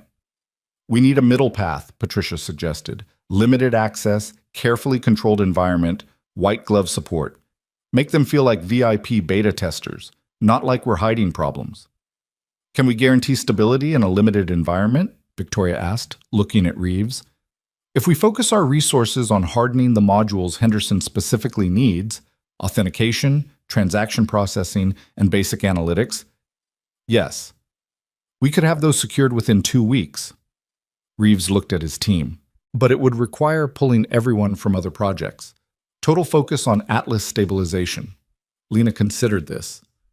What about our other deliverables, the Meridian project, the Chen Industries integration? Those would be delayed, Reeves admitted. Meridian by at least 3 weeks. Chen by possibly 2 months. The room erupted in overlapping conversations. Victoria protested the Chen delay, arguing they couldn't afford to damage that relationship.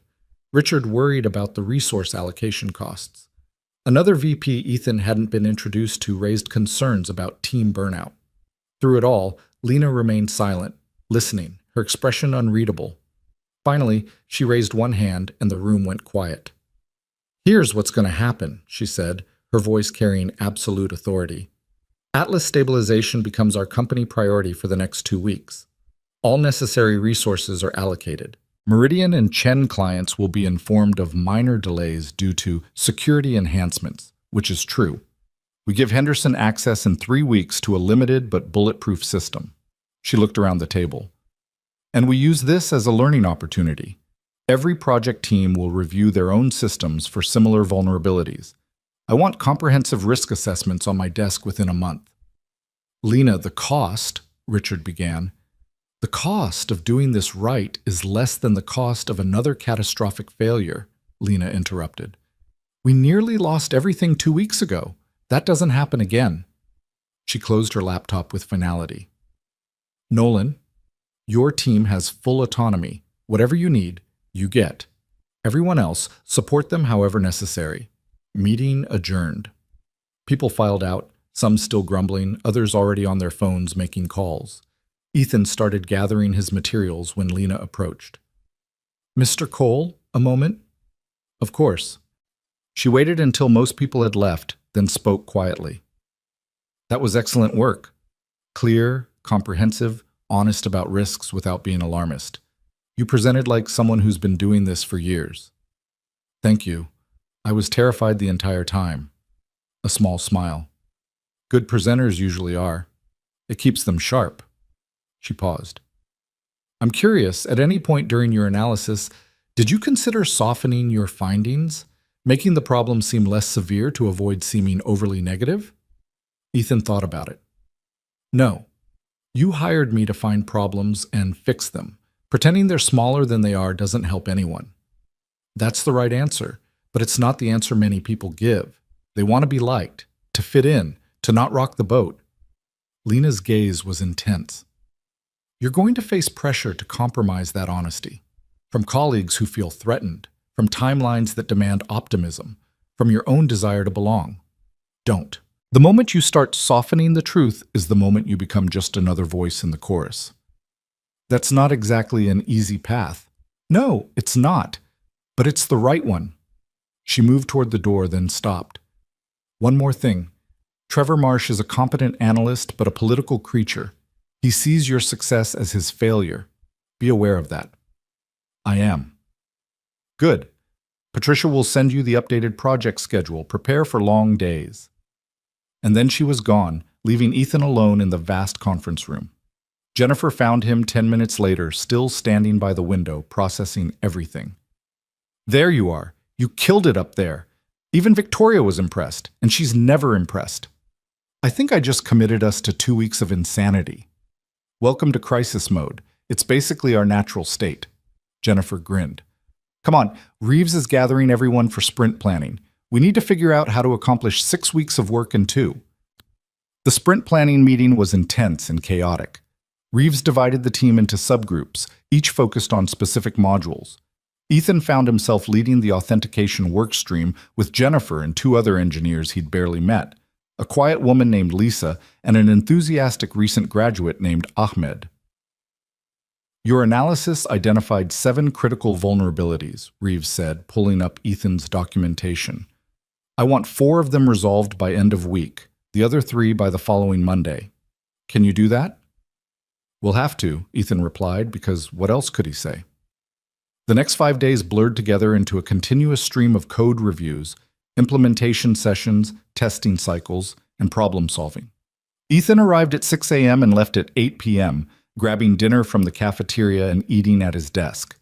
Mrs. Rodriguez picked up Lucy from school each day, fed her dinner, helped with homework. Ethan would stumble home exhausted, tuck Lucy in, then collapse into his own bed only to start over the next morning. On Tuesday afternoon, while debugging a particularly stubborn verification loop, Ethan noticed something odd.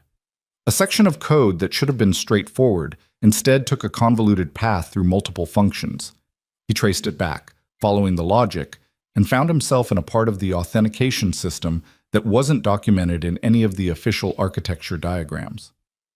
Jennifer, he called across their shared workspace, come look at this. She rolled her chair over. What am I looking at? This authentication pathway. It's creating duplicate user records under certain conditions, and it's not in any of the documentation. Jennifer studied the screen, her expression darkening. Oh no. What? This is legacy code from the original Atlas implementation 3 years ago. It was supposed to be deprecated when we upgraded the system last year, but she pulled up another file. Someone left it active. It's running parallel to the new authentication system. Which means what? Which means we've been creating duplicate user records for certain types of accounts for potentially years. And if those duplicates have even slightly different data, they'd trigger verification conflicts, Ethan finished, which would explain why the cascading failure happened. It wasn't just the new client upload. It was the interaction between the upload and these legacy duplicates. They stared at each other, the implications sinking in. We need to tell Reeves, Jennifer said, right now. They found him in conference room C reviewing Marcus's transaction processing code. When they explained what they'd found, his face went through several expressions in rapid succession: confusion, understanding, and finally, resignation. Show me, he said quietly. They walked him through it, pulling up code files. demonstrating the parallel authentication pathways, showing him the duplicate records that had been accumulating in the database. With each piece of evidence, Reeves seemed to age slightly. "This is my fault," he said finally. "I architected the upgrade last year. I should have verified the legacy code was fully deprecated." "The system is complex," Jennifer offered. "These kinds of things slip through." "They shouldn't, not on a project this critical." Reeves ran his hand through his silver hair. "How bad is it? How many duplicate records are we talking about?" Ethan had already run the query. "Approximately 12,000. Out of 200,000 total users, that's 6%. 6% of our user base has been operating with corrupted authentication data for over a year," Reeves said. It wasn't a question. "And we never caught it because the duplicates were similar enough that most verification checks passed. Until the Henderson upload created enough new data to trigger mass verification failures across all the duplicates simultaneously." "That's our theory," Ethan confirmed. Reeves stood very still for a long moment. Then he picked up his phone and called Lena. "We need to meet. Now. All senior technical leadership, conference room A." He ended the call and looked at Ethan and Jennifer. "You two are presenting this. 15 minutes. The emergency meeting was smaller than Monday's session. Just Lena, Patricia, Richard, Marcus, David, and Dr. Reeves. Ethan and Jennifer laid out their findings, showing the code, the duplicate records, the timeline of accumulation. When they finished, the silence was heavy. "So the system has been fundamentally flawed for over a year," Lena said. Not a question, a statement. "Yes," Reeves said, his voice hollow. "And during that time, we've been processing financial transactions, storing sensitive client data, and building our flagship product on compromised foundations." "Yes." Richard leaned forward. "What about data integrity? Are client transactions accurate?" "Transaction processing was separate from authentication," Marcus interjected. "The financial data itself should be intact, but user accounts, activity logs, anything tied to authentication could have inconsistencies." "Could have or does have." Lena's eyes were sharp. "We'll need to run comprehensive audits to know for certain," Ethan said.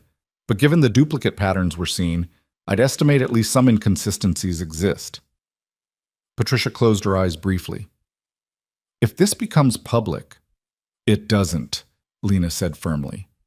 "Not until we've fixed it and can demonstrate complete remediation. This is contained within this room." She looked at each person individually. "No one else learns about the scope of this issue. Officially, we're implementing security enhancements. The duplicate record situation is classified."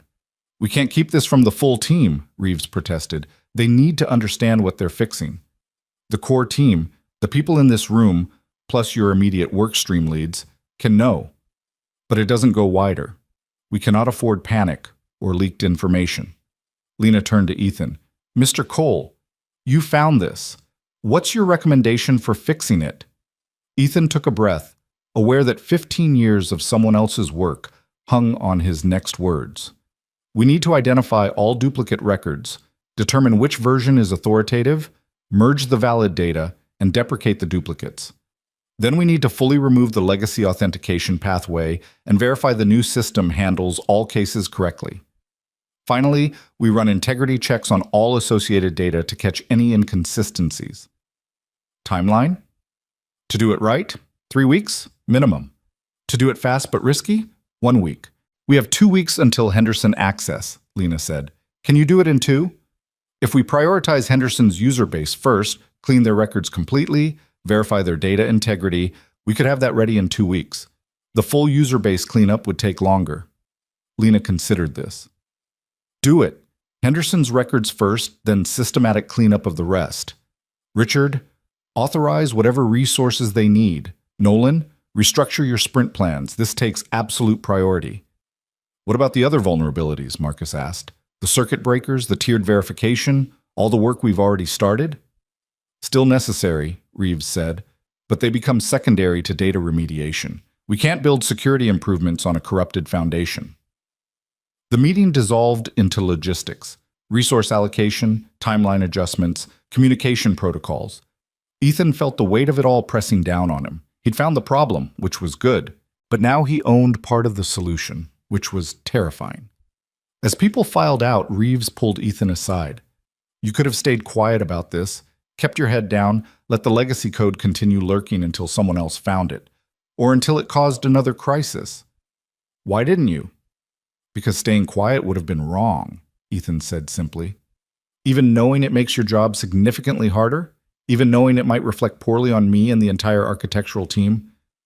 The truth isn't about politics. It's just the truth. Reeves studied him for a long moment. Your integrity is going to cause you problems, Mr. Cole. People don't always appreciate inconvenient truths. I'm starting to understand that. Good. Stay uncomfortable. The moment you get comfortable is the moment you start compromising. Reeves clapped him on the shoulder. Now let's go figure out how to fix my mistake.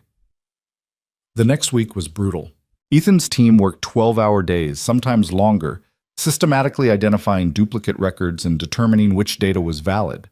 It was tedious, painstaking work that required both technical skill and judgment calls about user behavior and data accuracy.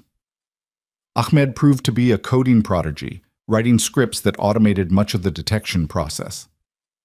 Lisa was methodical and thorough, catching edge cases that would have slipped past everyone else. Jennifer coordinated between teams, keeping everyone aligned and preventing duplicated effort. And Ethan found himself making dozens of small decisions each day, judgment calls about data priority, risk assessments about cleanup approaches, trade-offs between speed and thoroughness. Each decision felt weighted with consequence. On Wednesday afternoon, Trevor appeared at their workstation. He'd been conspicuously absent from the remediation efforts, assigned instead to maintaining other systems, while the core team focused on the crisis. Heard you found the root cause, he said to Ethan, his tone carefully neutral. Jennifer and I found it together, Ethan replied. Right, the legacy authentication pathway that's been there for years. Trevor leaned against the desk. Must feel good being the hero again. I'm not trying to be a hero, I'm trying to fix a broken system. By exposing flaws that make the entire technical team look incompetent. Ethan set down his coffee and turned to face Trevor fully. What exactly is your problem with me? My problem? Trevor's fake friendliness dropped. My problem is that you've been here 3 weeks and you're already treated like some kind of expert. You're in executive meetings, making architectural decisions, getting credit for work that stands on the foundation people like me spent years building. And now you found this legacy code issue that makes everyone who came before you look like idiots. That's not what I'm trying to do. Doesn't matter what you're trying to do, that's the result. Trevor straightened. You know what I think? I think you got lucky. You saw one cascading failure that happened to match something you'd seen before, and you've been riding that luck ever since. But luck runs out, Ethan. And when it does, you'll be exposed as exactly what you are, an amateur playing in the professional leagues. He walked away before Ethan could respond. Jennifer, who'd been listening from her desk, rolled over. He's spiraling, she said quietly. Don't take it personally. How can I not take it personally? He basically just called me a fraud. He's scared. You represent everything he's been taught doesn't matter. Unconventional background, non-traditional path, raw problem solving over credentials. If you succeed, it invalidates his entire career narrative. Jennifer paused. Also, Reeves pulled him aside yesterday and told him his attitude was affecting team morale. Trevor knows he's on thin ice. I didn't ask for any of this. I know. But you're here now, and you're good at what you do. That threatens some people. All you can do is keep doing the work. Sound advice, but it didn't make Ethan feel better. He returned to the code, losing himself in the methodical process of data cleanup. It was easier than dealing with interpersonal politics. Thursday evening, as the office emptied and Ethan prepared to leave for another late pickup of Lucy, Marcus stopped by his desk. Got a minute? Marcus asked. Sure. They walked to the break room where Marcus poured 2 cups of coffee that had been sitting too long on the burner. He handed one to Ethan and leaned against the counter. I want to tell you something, Marcus said. About 6 years ago, I was in your position. New to the company, worked my way up without the right degree, constantly having to prove myself. And I made a choice that I've regretted ever since. Ethan waited. There was a project, not as big as Atlas, but significant. I found a security vulnerability that would have required weeks to fix properly. My manager at the time, he wanted to push the launch anyway, patch it later. He made it clear that if I insisted on fixing it first, I'd be seen as not a team player. Marcus stared into his coffee. So I stayed quiet.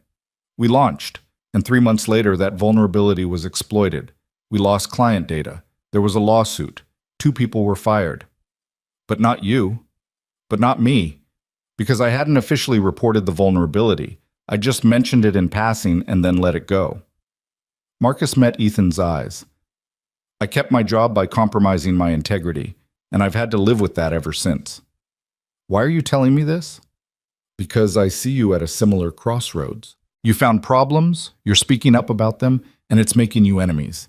It would be easier to soften your findings, to go along to get along. And I want you to know that if you make that choice, you'll regret it. The short-term comfort isn't worth the long-term cost. Ethan thought about Trevor's accusations, about the exhaustion that came from constantly fighting to be heard, about how much simpler it would be to just blend in. I don't know how to do anything other than tell the truth, he said finally. Even when it's hard. Then don't learn how, Marcus said. The company needs more people like you, and fewer people like who I was 6 years ago. They finished their coffee in companionable silence, and when Ethan finally left for the day, he felt less alone. Friday morning brought news that should have been celebratory. They'd successfully cleaned and verified all user records in Henderson's dataset. The authentication system was running cleanly, the duplicates were resolved, and initial testing showed stable performance. It was a major milestone, but Ethan barely had time to appreciate it before the next crisis hit. At 11 a.m., Jennifer rushed to his desk, her face pale. We have a problem, a big one. She pulled up a data comparison on her screen. I was running final verification checks on the Henderson records, comparing pre-cleanup to post-cleanup data. And I found this. Ethan studied the screen. User engagement metrics, login frequencies, feature usage, transaction volumes. The pre-cleanup data showed one pattern. The post-cleanup data showed something completely different. The engagement numbers dropped, he said slowly, by almost 40%. Because the pre-cleanup data was inflated by the duplicates, Jennifer said, her voice tight. Every time a duplicate user logged in, it counted as a separate engagement event. We were double counting, sometimes triple counting user activity. The implications hit Ethan like a punch, which means all our analytics have been wrong. All the metrics we've been reporting to clients, all the engagement numbers we've been using to justify our value proposition, they've been artificially inflated by anywhere from 30 to 50%. Jennifer finished, for over a year. They stared at each other, the weight of this discovery crushing. Reeves needs to know, Ethan said. Now. But Jennifer grabbed his arm. Wait. Think about this.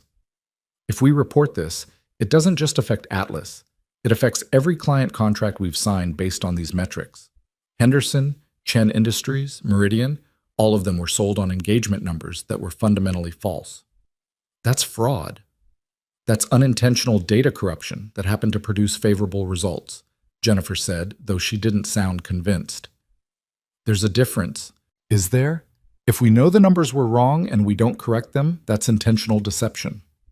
Jennifer released his arm, running her hands through her hair. You're right. I know you're right. But do you understand what you're about to do? You're not just exposing a technical flaw. You're potentially destroying contracts worth tens of millions of dollars. You're going to make enemies of people way above your pay grade. What's the alternative? Keep lying to our clients? No, I don't know. She took a breath. Okay, we tell Reeves. But Ethan, this might be the thing that ends your career here before it even really starts. Then it ends. But at least I'll be able to look at myself in the mirror. They found Reeves in his office, reviewing code. When they explained what they'd discovered, he went very still. Then he closed his laptop carefully, almost mechanically.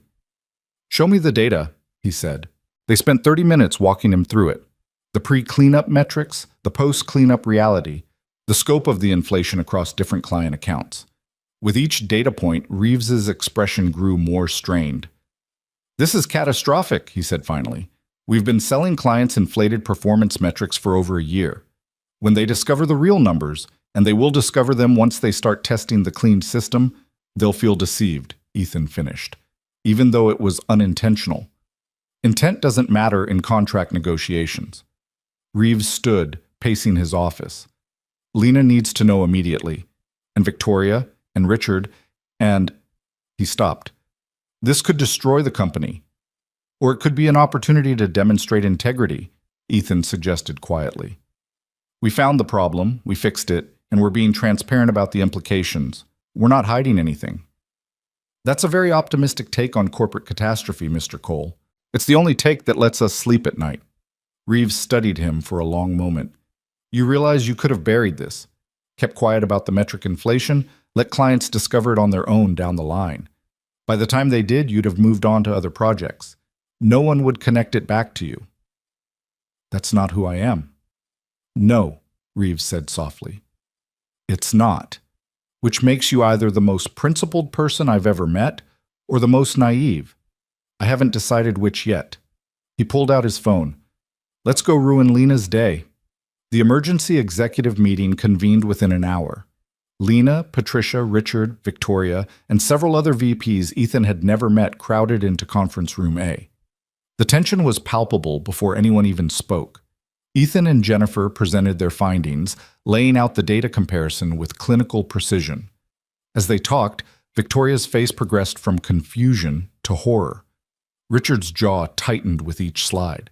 Lena remained expressionless, but her knuckles were white where she gripped her pen. When they finished, silence filled the room like a physical presence.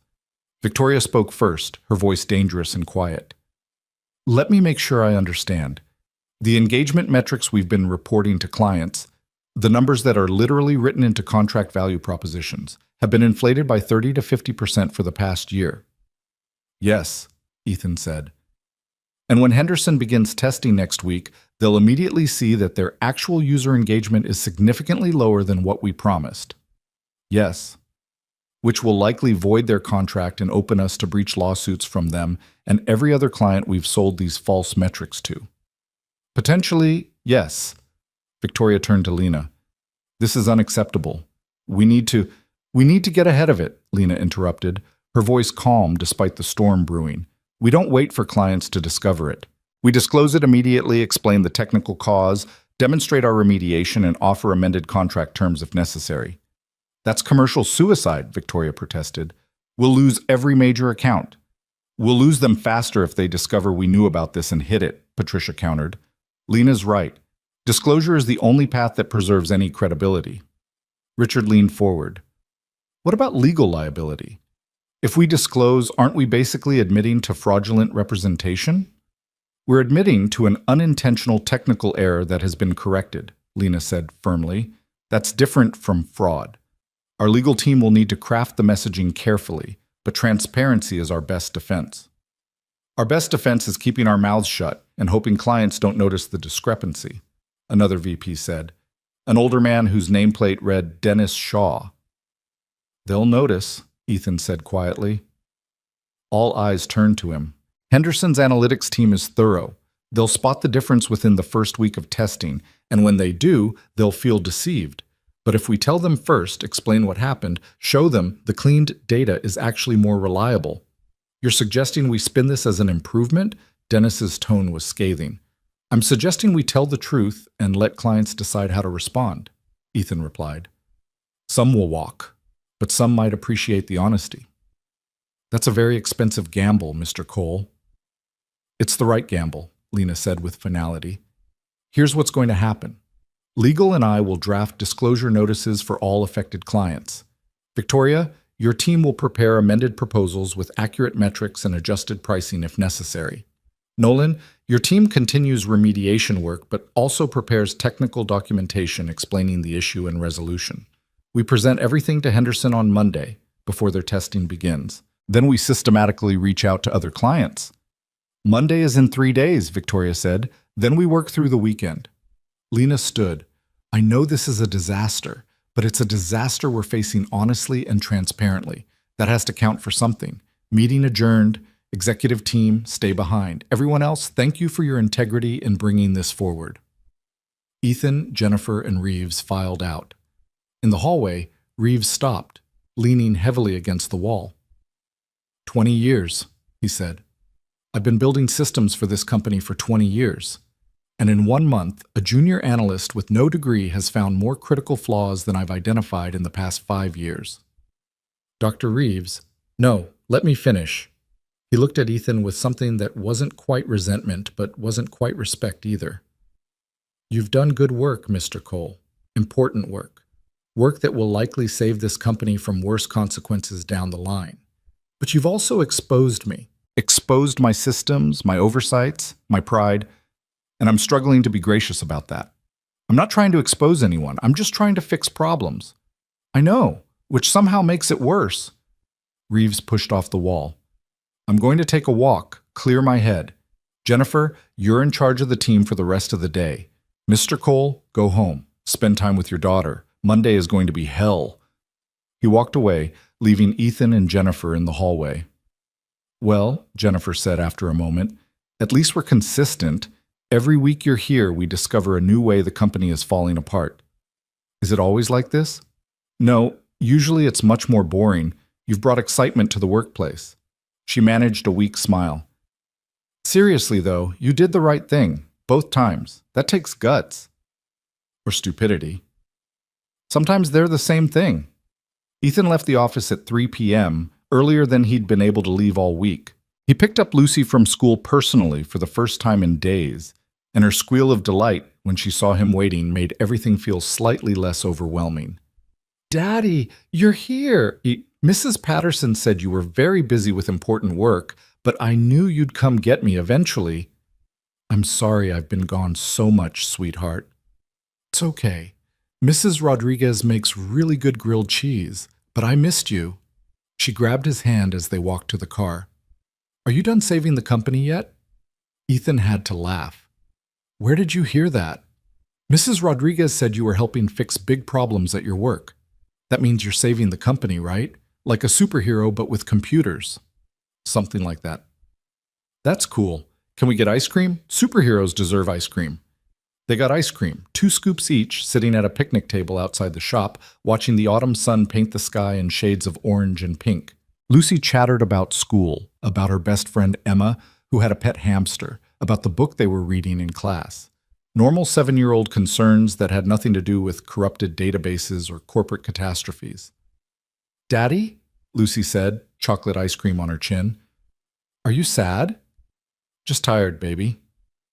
Mrs. Rodriguez says sometimes grown-ups say tired when they mean sad or worried. Is that what you mean? Ethan looked at his daughter, her mother's brown eyes, her perceptive nature that seemed beyond her years. He could lie, keep his burdens to himself. Or he could be honest. "Work has been really hard," he admitted. "I keep finding problems that make people upset, and I'm worried that by telling the truth about these problems, I'm going to make people not like me." Lucy considered this while licking her ice cream. "Mommy used to say that doing the right thing doesn't always make you popular, but it makes you able to look in the mirror." She paused. "I don't really understand what mirrors have to do with being good, but Mommy said it a lot." Ethan felt his throat tighten. "Your mom was very smart." "I know. That's why you married her." Lucy finished her cone. "I think you should keep telling the truth even if it makes people upset. Because then you can look in mirrors and also I'll be proud of you." "You're already proud of me?"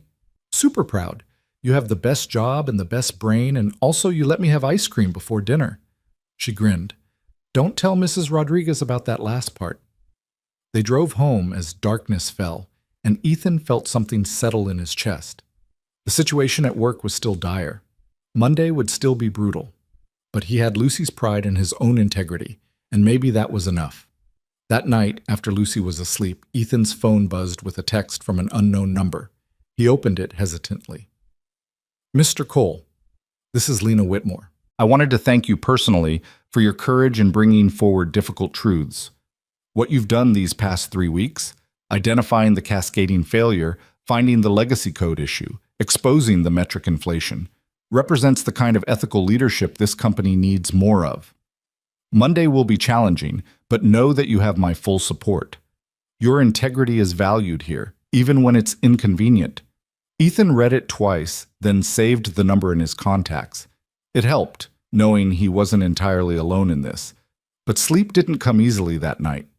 He lay in bed thinking about Henderson, about the other clients who'd discover their metrics were inflated, about Trevor's accusations and Reeves's conflicted gratitude, and Jennifer's warning that his honesty might end his career. Outside his window, the city lights glowed against the darkness. Somewhere out there, in other apartments and houses, other people were lying awake with their own worries. It was a small comfort, the shared human experience of anxiety. His phone buzzed again. Another text, this time from Jennifer. "Whatever happens Monday, you did the right thing. Remember that." Then Marcus. "Standing with you. We'll get through this." And finally David. "Integrity matters more than comfort. Sleep well if you can." Ethan set his phone down and stared at the ceiling. He'd been at Riverton Dynamics for 3 weeks. In that time, he'd helped prevent a catastrophic system failure, discovered a year-long data corruption issue, and exposed metric inflation that could cost the company millions.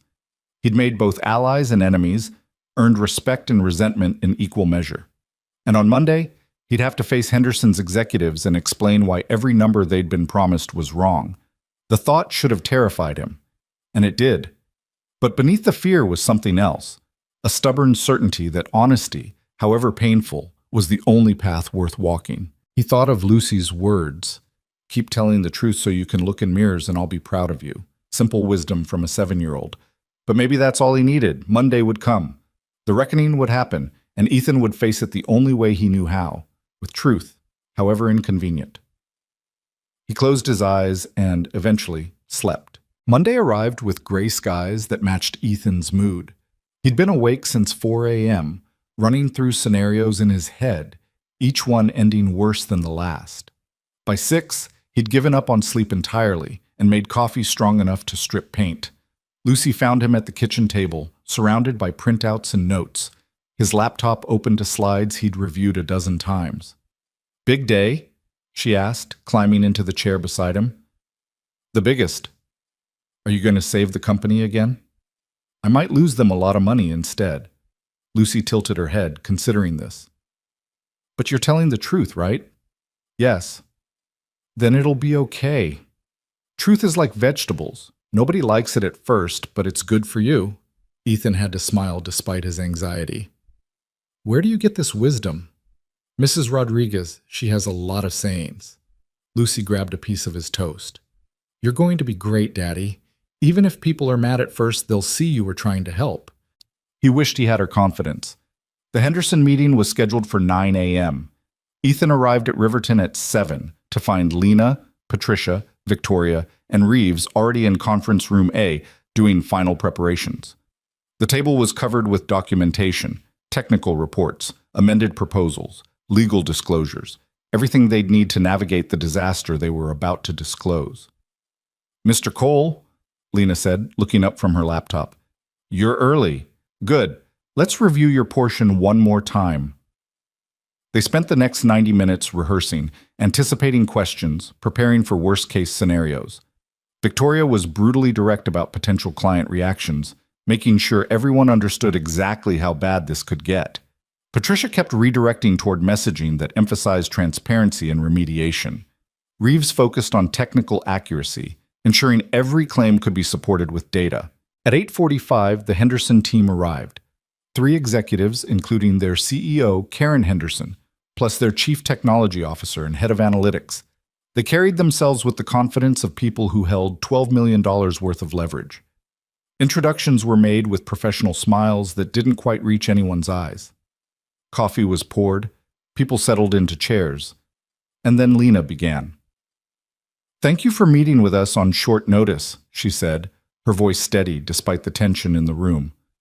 "We've asked you here because our technical team has discovered an issue that affects the metrics we've provided regarding Project Atlas. Before your testing begins, we need to ensure you have complete and accurate information." Karen Henderson's expression sharpened. "What kind of issue?" Lena nodded to Reeves, who pulled up the first slide. "Over the past 2 weeks, while preparing for your early access testing, we conducted a comprehensive system review. During that review, we discovered a legacy authentication pathway that had been creating duplicate user records for approximately 14 months. The Henderson CTO leaned forward. "Duplicate records? How many?" "Approximately 6% of our user base," Reeves continued. These duplicates have been systematically identified and remediated. The system you'll be testing has been completely cleaned and verified. That sounds like good news, Karen said slowly. Why do I sense there's bad news coming? This was Ethan's cue. He stood, his mouth dry but his voice steady. The duplicate records were inflating our engagement metrics. Every time a duplicate user logged in or performed an action, it counted as separate activity. The metrics we provided in our initial proposals, the engagement numbers, the user activity rates, they were artificially elevated by 30 to 50% depending on the specific metric. The silence that followed was deafening. The Henderson head of analytics spoke first, his voice tight. You're telling us that the performance numbers you used to justify your pricing and value proposition were inflated by half? Unintentionally, yes, Patricia said quickly. This was a technical error, not deliberate misrepresentation. As soon as we discovered it, we prioritized remediation and disclosure. Prioritized disclosure after we'd already signed the contract, Karen said, her tone icy. How convenient. We discovered the full scope of the metric inflation on Friday, Lena replied. We called this meeting immediately. You're learning about this before your testing begins, not after. We're choosing transparency. You're choosing damage control. Karen stood, her two executives following suit. You sold us a system based on false data. You built your entire value proposition on inflated metrics. And now, 3 weeks before we're supposed to go live with this integration, you're telling us the real numbers are 30 to 50% lower than promised? We've prepared amended proposals, Victoria said, opening a folder. Adjusted pricing that reflects the accurate engagement levels, additional support packages, extended implementation timelines. We don't want amended proposals. We want what we paid for. Karen's eyes were hard. $12 million for a system that was supposed to deliver specific performance outcomes. Outcomes that are apparently impossible because the metrics were fiction. Not fiction, Ethan interjected. Everyone turned to look at him.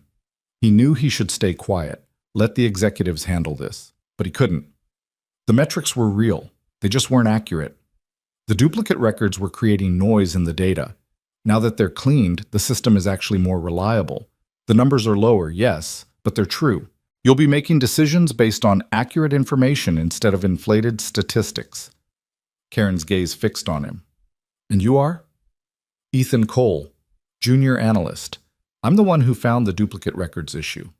Well, Mr. Cole, I appreciate your dedication to accuracy, but from a business perspective, more reliable doesn't help us when the performance is 30% below what we were promised. She turned back to Lena. We need to discuss this with our board, but I'll be frank, this feels like grounds for contract termination. We understand your frustration, Lena said, but I'd ask you to consider what this disclosure represents. We could have stayed quiet, let you discover the discrepancy during testing, then blamed it on integration issues or configuration problems. Instead, we're being completely transparent about what happened and what it means. That transparency is worth something. It's worth exactly as much as the accurate metrics are worth, the Henderson CTO said, which appears to be significantly less than what we agreed to pay. Victoria stepped in with the amended proposals, walking through adjusted pricing structures and additional value adds Riverton was offering. The Henderson team listened, asked sharp questions, and ultimately promised to provide a response within 48 hours. When they left, the atmosphere in Conference Room A was bleak. That went about as badly as expected, Victoria said once they were alone. They didn't terminate on the spot, Patricia offered. That's something. They'll terminate after their board meeting, Victoria countered. And then they'll tell every other potential client in the industry about our inflated metrics. We're done. Lena was quiet, staring at the conference room door where the Henderson team had exited. Finally, she spoke. Maybe. Or maybe some clients will value honesty over perfection. We'll find out. She left without another word. Victoria followed, shaking her head. Patricia lingered long enough to squeeze Reeves's shoulder in silent support. Then she too departed. Reeves and Ethan sat alone at the massive conference table, surrounded by abandoned coffee cups and crumpled napkins. I'm sorry, Ethan said. I shouldn't have spoken up during the meeting. That probably made it worse. Actually, you were the only one who sounded genuine, Reeves replied. Everyone else was doing damage control. You were just explaining the truth. He rubbed his face, suddenly looking older than his years. Not that truth seems to matter much in contract negotiations. What happens now? Now we wait for Henderson to terminate. Then we start the same conversation with Chen Industries, Meridian, and every other client whose contracts are based on inflated metrics. We'll lose most of them. The company will take a massive revenue hit. There will probably be layoffs. Reeves looked at Ethan. And through all of that, you need to remember that you did the right thing, even when the consequences are painful. Will they fire me? I don't know. Lena values integrity, but the board values revenue. You've become the face of this crisis, fairly or not. When people look for someone to blame, he didn't finish the sentence. Ethan returned to his cubicle feeling hollowed out. The morning's drama had drained him, and it wasn't even 10 a.m. yet. He tried to focus on work. There were still system improvements to implement, code to review, but concentration eluded him. Jennifer appeared around 11, carrying 2 sandwiches from the cafeteria. Figured you hadn't eaten. Heard the Henderson meeting was rough. That's an understatement. Trevor's already telling anyone who'll listen that this is all your fault. Says if you just kept quiet about the metrics, Henderson would have been happy with the clean system. He's probably right. He's absolutely wrong, Jennifer set a sandwich in front of him. Happy clients who discover lies later become former clients with lawyers. You prevented a bigger disaster. Doesn't feel that way right now. They ate in silence for a while. Other team members passed by, some offering sympathetic nods, others avoiding eye contact entirely. Word had spread quickly. By lunch, everyone knew about the Henderson disclosure and its implications. At 2 p.m., Ethan's phone buzzed with an email. Subject line, mandatory all-hands meeting, 4 p.m. Jennifer saw it too. She'd received the same message. That's not good. No, Ethan agreed. It's not. The all-hands meeting took place in the largest conference space Riverton had, an auditorium-style room that could hold over 100 people. It was packed. Ethan found a seat near the back, trying to be invisible, but several people tracked his movement with knowing looks. Lena took the stage at exactly 4 p.m., flanked by Patricia and Richard. Her expression was composed but serious. Thank you all for gathering on short notice, she began. I know rumors have been circulating about Project Atlas and the Henderson account. I want to address those directly and honestly. She outlined the situation, the duplicate records discovery, the metric inflation, the Henderson disclosure. She was matter-of-fact, neither minimizing the problem nor dramatizing it, just presenting the truth. We are currently in conversation with all affected clients, Lena continued. Some may choose to amend their contracts. Others may choose to terminate. That's their right, and we respect it. What we won't do is hide the truth or compromise our integrity for short-term financial gain. A hand went up in the audience, someone Ethan didn't recognize. Lena nodded for them to speak. Are there going to be layoffs? The question everyone was thinking but afraid to ask. Possibly, Lena said, and the honesty was brutal. We're assessing the financial impact. If revenue decreases significantly, we'll need to make difficult decisions. But layoffs would be a last resort, and any affected employees would receive substantial severance and support. Another hand. Who's responsible for this situation? The room went quiet. Ethan felt eyes turning toward him. Lena's gaze swept the audience. The duplicate records issue resulted from a deprecated code pathway that wasn't fully removed during a system upgrade. That's a technical oversight, not malicious intent. The person who discovered it, and I won't name names because this isn't about individual blame, did exactly what we should want all employees to do. They found a problem, reported it immediately, and helped fix it. We should be grateful for that integrity, not looking for scapegoats. But if they hadn't found it, Henderson would still be a client, someone called out. If they hadn't found it, Henderson would have discovered the discrepancy during testing and terminated with cause, probably filing a lawsuit for misrepresentation, Lena countered, her voice sharp. We'd be in a worse position with less credibility. The discovery didn't create the problem, it exposed a problem that already existed. The meeting continued for another 30 minutes, with Lena fielding increasingly worried questions about job security, project continuations, and company stability. She handled each with the same direct honesty, making no promises she couldn't keep, offering no false reassurances. When it ended, People filed out in small clusters, speaking in low voices. Ethan tried to slip out unnoticed, but Trevor intercepted him in the hallway. "Must feel great," Trevor said, his voice dripping with sarcasm. "You've been here a month, and you've already put everyone's jobs at risk." "I didn't create the problem. I just found it." "You could have found it more quietly. Or better yet, not at all. So we should have kept lying to clients. We should have let sleeping dogs lie until after the contracts were secure and we'd been paid." Trevor stepped closer, lowering his voice. "You know what your problem is, Cole? You think integrity is more important than survival. But integrity doesn't pay mortgages, it doesn't feed families, and when the layoffs come, and they will come, all your precious honesty won't mean anything to the people who lose their jobs." He walked away, leaving Ethan standing alone in the corridor. The worst part was that Trevor wasn't entirely wrong. If Riverton lost major contracts, people would lose their jobs. People with families, mortgages, responsibilities, and Ethan's insistence on transparency would be part of the reason why. He made it to his car before the full weight of it hit him. Sitting in the parking garage, hands shaking slightly, he pulled out his phone and called Jake. "Hey brother, what's up?" "I think I just destroyed my company." Jake listened as Ethan explained everything. Henderson, the metrics, the all-hands meeting, Trevor's accusations. When Ethan finished, Jake was quiet for a moment. "You did the right thing," Jake said finally. "People might lose their jobs because of me.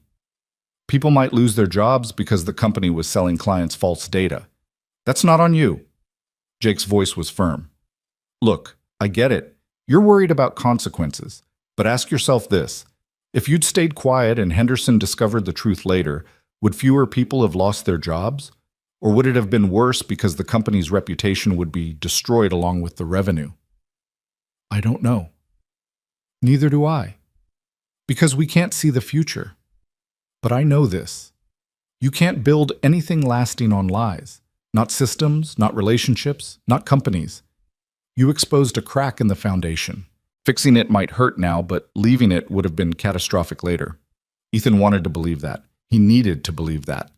He drove home in a daze, barely registering the traffic. Lucy was at Mrs. Rodriguez's, finishing homework. He picked her up, managed to smile and nod through the older woman's cheerful questions about his day, and brought Lucy home. "Daddy, you're quiet," Lucy observed while they made dinner. Just spaghetti, nothing fancy, but it required enough focus to be grounding. "Just thinking about work stuff." "Is it bad?" "Maybe. I'm not sure yet." Lucy stirred the pasta sauce thoughtfully. "Remember when I broke Emma's favorite pencil at school? I didn't mean to, but I did. And I had to tell her and she was really mad." "I remember. But then she forgave me because I told her right away instead of hiding it. Mrs. Patterson said that's what integrity means. Doing the right thing even when it's hard and people might be mad." Lucy looked up at him. "Is that what you did at work?" "Yes, exactly that." "Then Emma's rules should work for you too. People might be mad now, but they'll see you were trying to help." 7-year-old logic that somehow cut through all the complexity. Ethan hugged his daughter tightly, grateful for her presence, for the simple clarity she brought to his tangled thoughts. That night, after Lucy was asleep, Ethan's phone rang. Unknown number. He answered hesitantly. "Mr. Cole, this is Karen Henderson." Ethan sat up straighter. "Ms. Henderson, I'm surprised to hear from you. I'm calling personally, not as CEO of Henderson Industries." Her tone was different from this morning, less icy, more thoughtful. "I wanted to ask you something. When you discovered the duplicate records issue, who told you to report it?" "No one. I found it and immediately told my supervisor." "And when you discovered the metric inflation, did anyone suggest you might want to stay quiet about it?" "Someone mentioned that it would be easier, but no one directly told me to hide it." Karen was quiet for a moment. "My company has been burned before by vendors who hid problems until they became crises. We've lost money, time, and trust because people prioritize short-term comfort over long-term honesty." She paused. "What you did this morning, standing up in that meeting and explaining the technical reality without corporate spin, that took courage. Probably stupid courage from a career perspective, but courage nonetheless. I wasn't trying to be courageous. I was just trying to be honest." Those are often the same thing, Karen sighed. I can't speak for my board or what they'll decide about the contract, but I wanted you to know that your honesty matters. It complicates things, yes. It costs money, absolutely, but it's also rare enough to be valuable. Thank you. That means a lot. Take care of yourself, Mr. Cole. People like you don't last long in corporate environments. They're either promoted rapidly or crushed entirely. I hope for your sake it's the former. She hung up, leaving Ethan staring at his phone. He wasn't sure if that call had made him feel better or worse. Tuesday morning brought another email from Lena. One-on-one meeting, 11 a.m., her office. Ethan spent the hours before the meeting trying to work, failing to concentrate and wondering if he was about to be fired. At precisely 11, he knocked on Lena's door. Come in, Mr. Cole. Her office was exactly as he remembered. Elegant, sparse, professional. Lena sat behind her desk, but gestured for him to take one of the chairs across from her, rather than the more formal seating arrangement. How are you holding up? She asked. Honestly, not great. Good. If you were fine after yesterday, I'd be concerned about your grasp of reality. Lena leaned back in her chair. I wanted to meet with you for two reasons. First, to tell you that Henderson's board met last night. They've decided to continue with the amended contract. Ethan stared at her. They're staying? At a reduced rate and with additional oversight provisions, but yes, they're staying. Lena's expression was carefully neutral. Karen Henderson personally advocated for continuing the relationship. She apparently values transparency more than most. I don't know what to say. Don't say anything yet. We're not out of the woods. Chen Industries is still deciding, and Meridian is furious. We'll likely lose at least one major contract, possibly more. But Henderson's staying is significant. It suggests that some clients will prioritize honesty over perfection. What's the second reason? Lena opened a folder on her desk. The second reason is that I need to make a decision about your future here. You've been with us for a month. In that time, you've identified multiple critical issues that my senior technical team missed. You've demonstrated integrity even when it was professionally risky. And you've also become somewhat controversial. Trevor's not the only one who thinks I should have stayed quiet. No, he's not. Several people have expressed concern that you're too willing to expose problems without considering political implications. There's a perception that you don't understand how corporate environments work. Lena paused. They're right, by the way. You don't understand corporate politics. You just do what you think is right and deal with the consequences. Is that a problem? It depends on your perspective. From a political standpoint, it makes you a liability.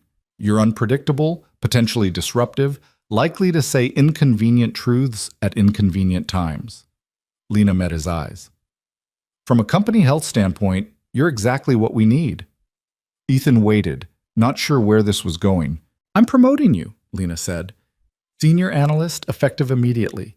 20% salary increase, direct report to Dr. Reeves, and a mandate to continue doing exactly what you've been doing, finding problems, and reporting them honestly. You're promoting me? After I nearly destroyed the Henderson contract? You nearly saved us from a lawsuit by exposing the problem before they discovered it themselves. That's worth a promotion. Lena slid a paper across the desk. There are conditions. You'll be working on a special task force focused on comprehensive system audits.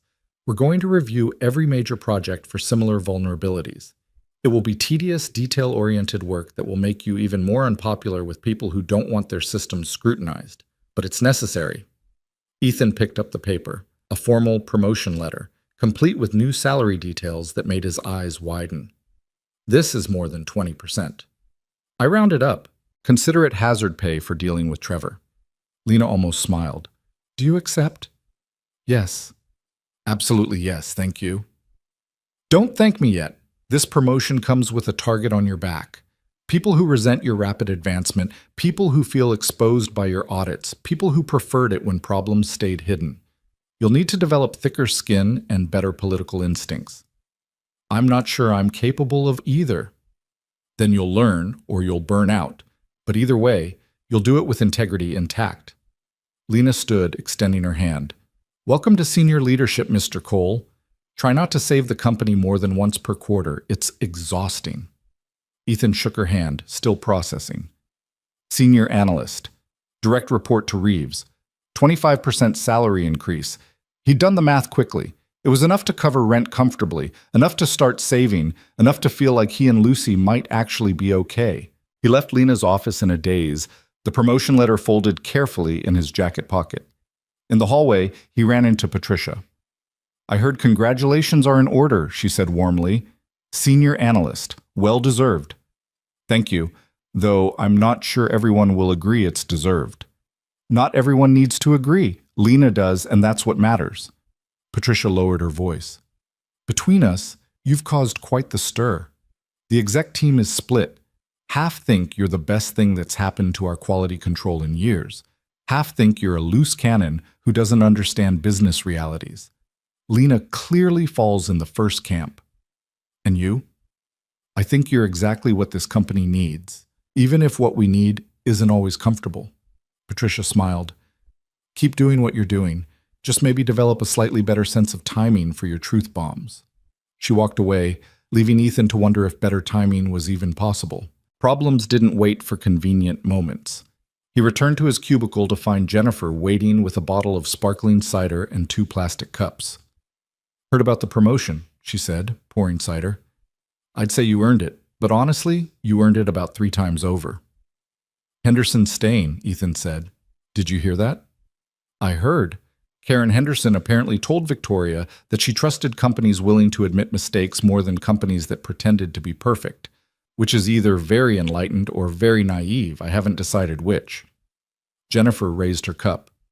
2 uncomfortable truths and the idiots brave enough to tell them. Ethan clinked his cup against hers. 2 uncomfortable truths. They drank, and for a moment things felt almost normal. Then Trevor appeared at the cubicle entrance. Senior analyst, he said flatly. Congratulations. Trevor. No, really, congratulations. 1 month to senior level. That must be some kind of record. His smile was knife sharp. Of course, it helps when you're willing to throw the entire company under the bus to make yourself look good. That's not what happened, Jennifer said, her voice hard. Isn't it? Ethan finds problems, reports them publicly, makes everyone else look incompetent, and gets promoted for it. Seems pretty clear to me. Trevor focused on Ethan. Enjoy your promotion. Just remember that meteoric rises tend to end in meteoric falls, and when you crash, there won't be anyone there to catch you. He left before either of them could respond. He's going to be a problem, Jennifer said quietly. He already is a problem.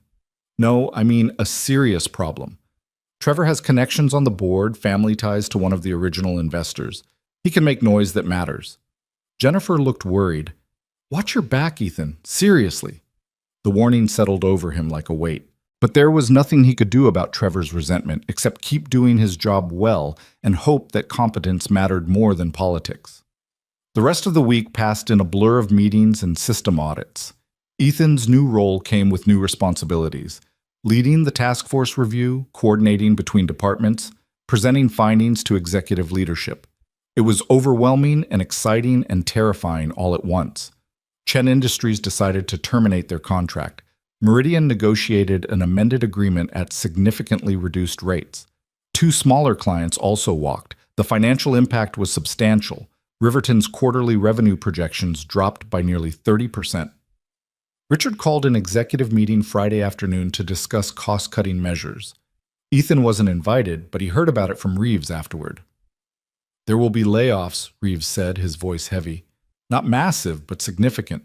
Probably 20 to 30 people across various departments, mostly in sales and business development, since that's where the revenue loss hit hardest. When? End of month. HR is preparing packages now. Reeves looked at Ethan. Your name came up in the meeting. Trevor's family connection pushed for including you in the layoffs.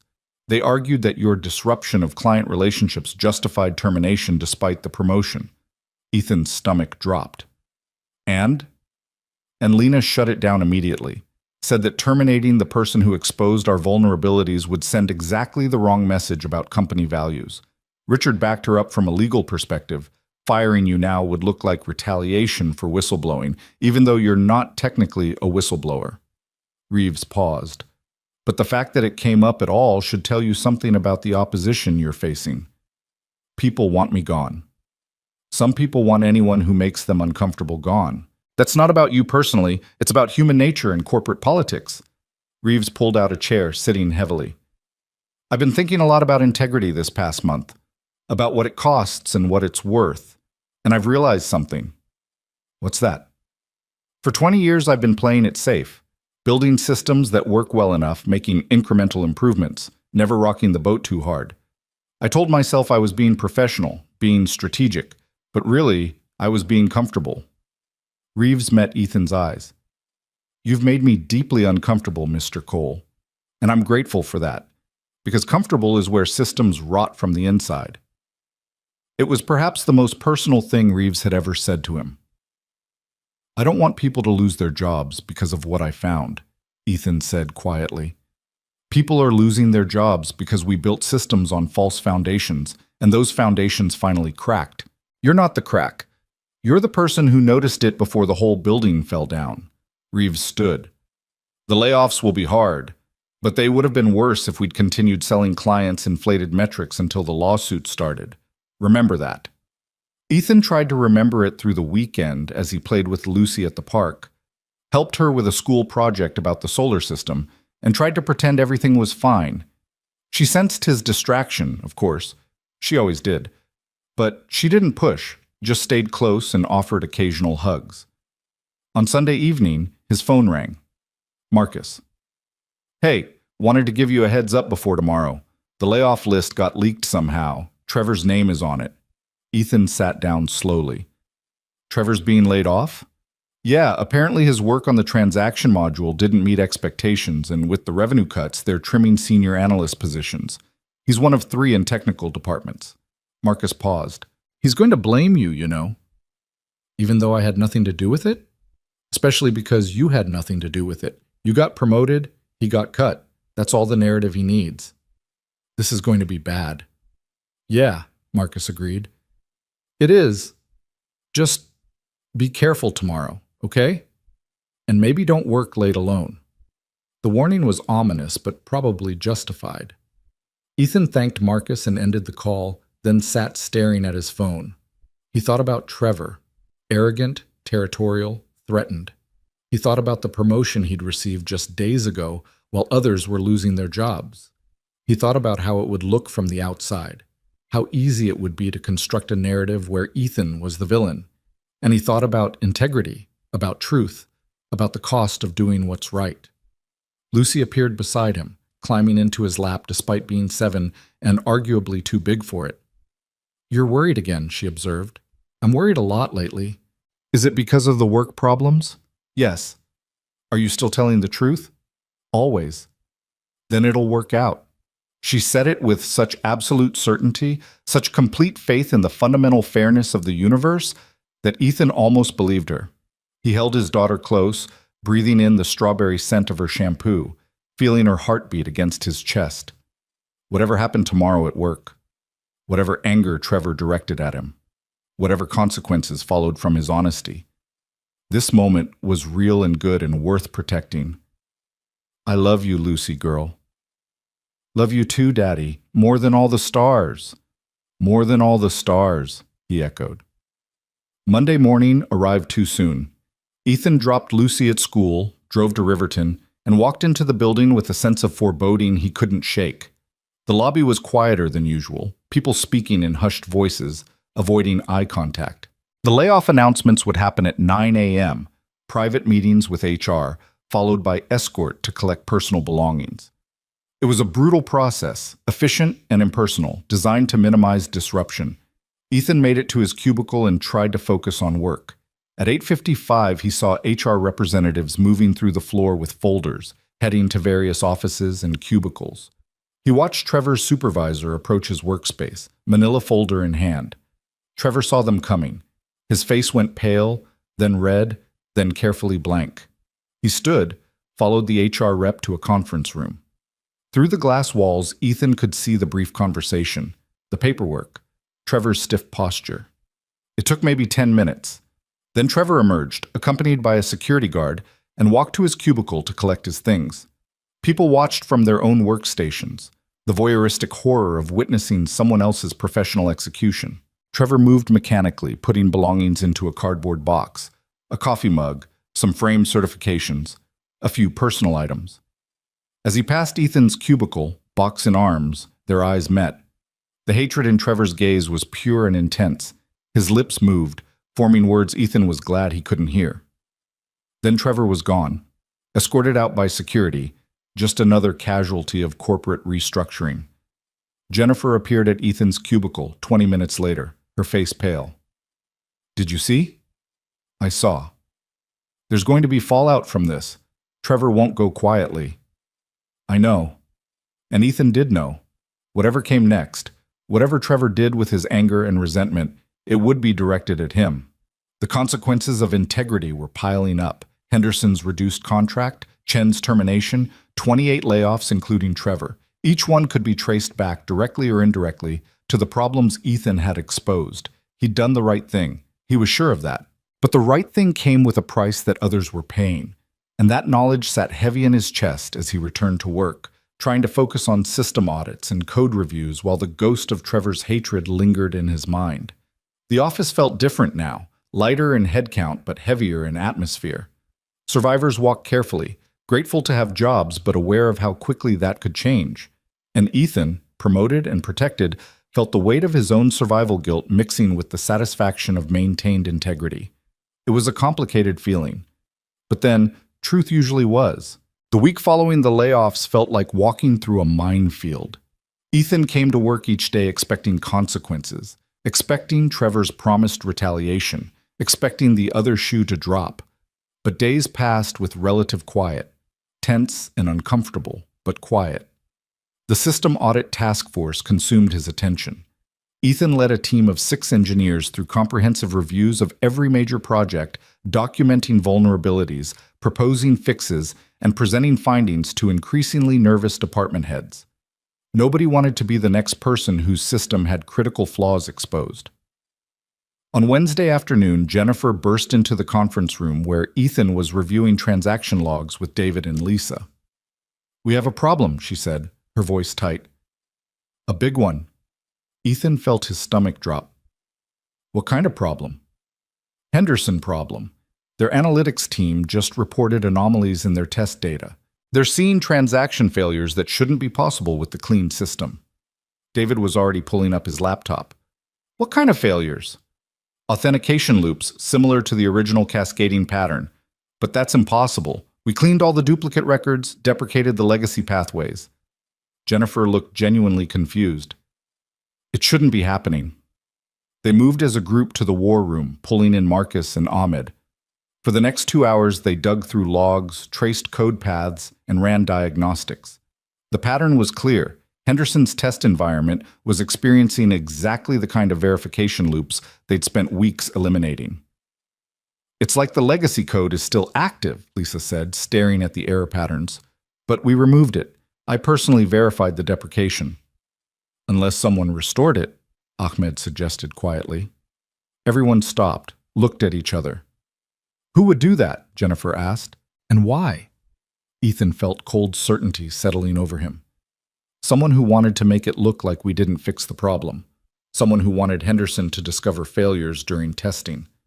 "Trevor," Marcus said. "He had access to the code base. He knew the system architecture." "He was laid off 6 days ago," David pointed out. His access was revoked immediately. "But he was here for half a day after the layoff announcement," Jennifer said slowly. "HR escorts you out after you pack your things, but there's always a gap. 20 minutes, maybe 30. Long enough to push a code commit restoring the legacy pathways," Ethan finished. "And if he used someone else's credentials, or if he'd already prepared the commit beforehand, he could have done it in 5 minutes. They looked at each other, the implications sinking in. "We need to tell Reeves," Marcus said. "Right now." Dr. Reeves listened to their findings with an expression that progressed from concern to fury. He pulled up the code repository history, scanning recent commits, checking access logs. "Here," he said, pointing at the screen.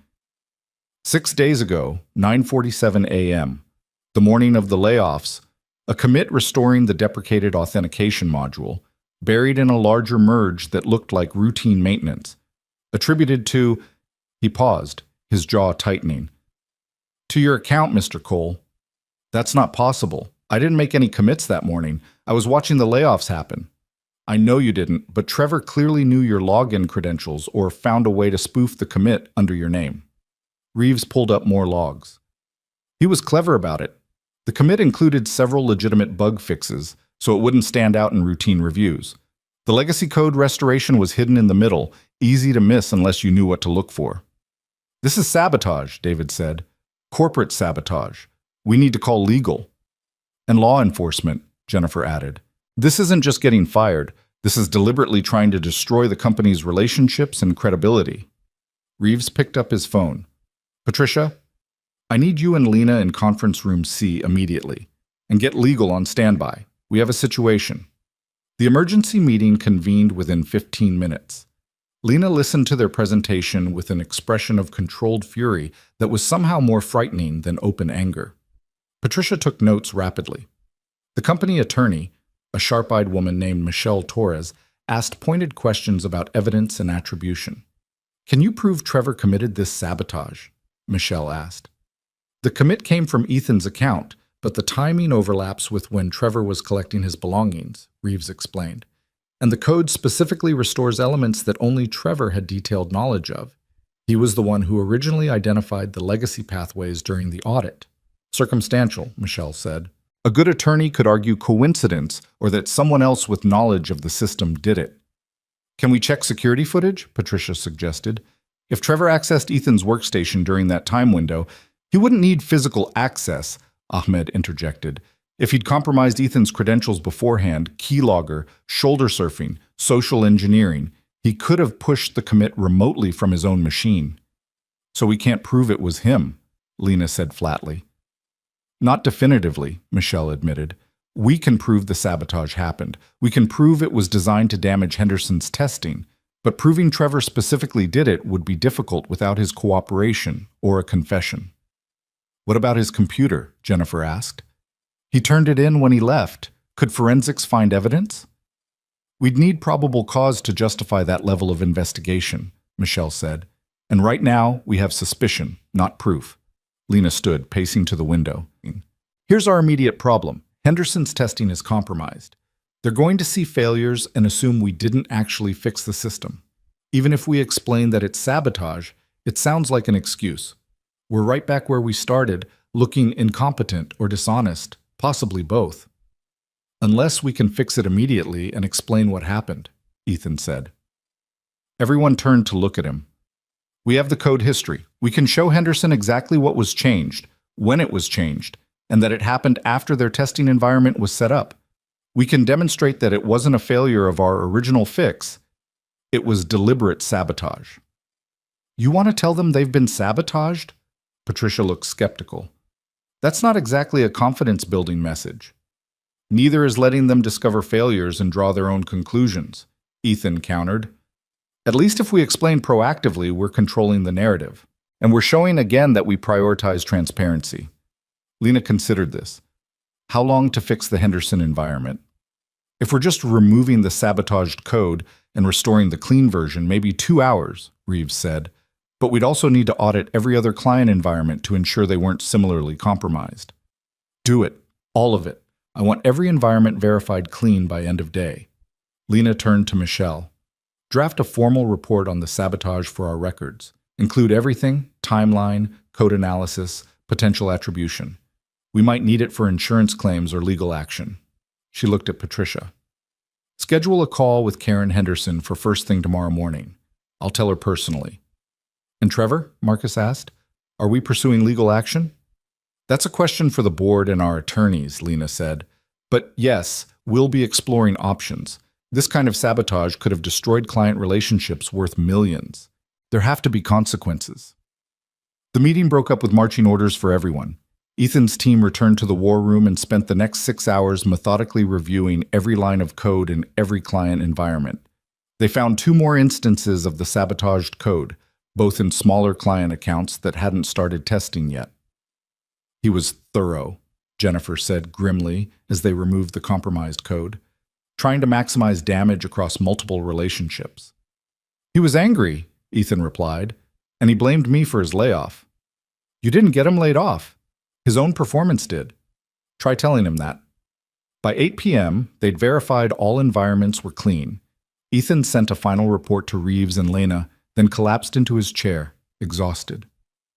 His phone buzzed. Mrs. Rodriguez, wondering when he'd pick up Lucy.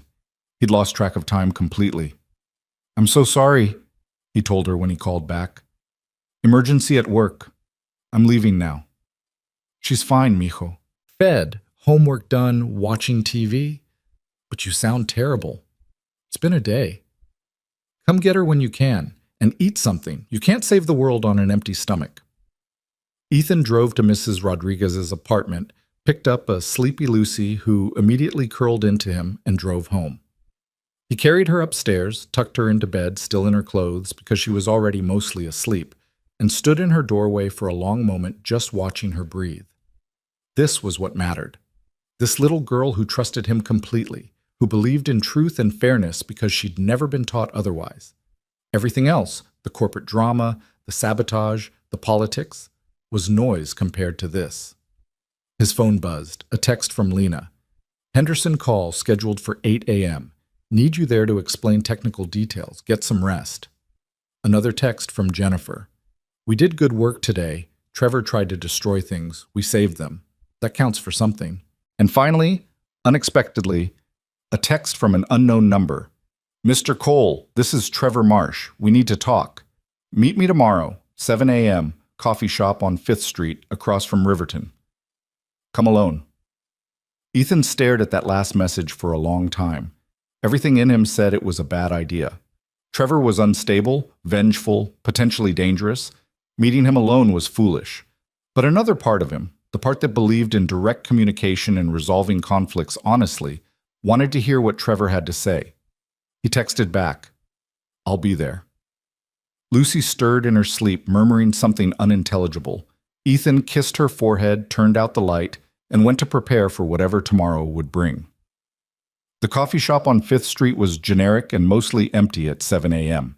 Ethan arrived 5 minutes early, ordered black coffee, and chose a table with a clear view of the entrance. His phone was in his pocket, Jennifer on speed dial in case things went wrong. Trevor walked in at exactly 7, looking haggard. His clothes were rumpled, his face unshaven, dark circles under his eyes. He'd lost the polished professional veneer that had always been part of his armor. Thanks for coming, Trevor said, sitting down without ordering anything. I wasn't sure I should. Probably shouldn't have, but here we are. Trevor stared at the table. I need to tell you something, and then you can do whatever you want with the information. Ethan waited. I sabotaged the Henderson environment, Trevor said, and the other 2 client accounts. Used your credentials. I'd been shoulder surfing your passwords for weeks, just in case I ever needed leverage. Did the commits the morning I got laid off. Figured it would take a few days for anyone to notice. He finally looked up. I wanted to destroy you. Wanted you to look incompetent. Wanted Henderson to terminate. Wanted everyone to see that you were just a lucky amateur who got in over his head. Why are you telling me this? Because it didn't work. Because you found it anyway, fixed it anyway, somehow turned even my sabotage into another demonstration of your competent integrity. Trevor's laugh was bitter. And because I'm tired. Tired of being angry, tired of blaming you for my own failures, tired of pretending I'm the victim here. Ethan didn't know what to say. I was a decent analyst, Trevor continued. Not great, but decent. But I spent more energy on politics than improvement, more time positioning than problem solving. And then you showed up and did everything I'd always been too afraid to do. Questioned authority, reported problems, prioritized truth over comfort. And you got rewarded for it while I got laid off. He paused. Except I didn't get laid off because of you. I got laid off because my work wasn't good enough and the company needed to cut costs. You just happened to be a convenient excuse. Trevor, let me finish, please. Trevor took a shaky breath. What I did was criminal. Corporate sabotage, computer fraud, probably half a dozen other charges. I could go to jail. Definitely will be sued. My career in this industry is over. He pulled an envelope from his jacket and slid it across the table. That's a full confession. Everything I did, how I did it, proof that you had nothing to do with it. Take it to Lena. Give it to the police, whatever you need to do. Ethan picked up the envelope, feeling its weight. Why? Because I can't live with myself otherwise. Because my anger at you doesn't justify what I did. Because, Trevor's voice cracked slightly, because you were right about integrity, about honesty, about doing the right thing even when it costs you. And I need to start living that way, even if it's too late to save my career. They sat in silence for a moment. Ethan thought about anger and resentment, about how easy it would be to hate Trevor for what he'd tried to do. But looking at the broken man across from him, he mostly felt tired sadness. What are you going to do now? Ethan asked. Turn myself in. Cooperate fully with any investigation. Try to make amends however I can. Trevor stood. I don't expect forgiveness. I just needed you to know the truth, and that none of this was actually about you. It was about my own fear and inadequacy. He walked out before Ethan could respond, leaving the confession on the table. Ethan sat there for a long time, coffee going cold, envelope in his hands. Then he pulled out his phone and called Lena. Mr. Cole, you're up early. I just met with Trevor Marsh. He confessed to the sabotage. I have a written confession. A pause. Where are you? Coffee shop on 5th Street. Stay there. I'm sending Patricia and Michelle. Don't let that confession out of your sight. 20 minutes later, Patricia and Michelle arrived. Ethan handed over the envelope and explained the meeting. Michelle read the confession carefully, her expression sharpening with each paragraph. This is comprehensive, she said. Dates, methods, motivation. He essentially gift-wrapped a criminal case for us. What happens now? Ethan asked. We report it to law enforcement, pursue civil damages for the attempted sabotage, and we use this to definitively clear your name of any involvement. Michelle looked at him carefully. How do you feel about Trevor? Honestly, mostly sad. He destroyed his career because he was too proud to accept that different paths can lead to success. Patricia touched his arm gently.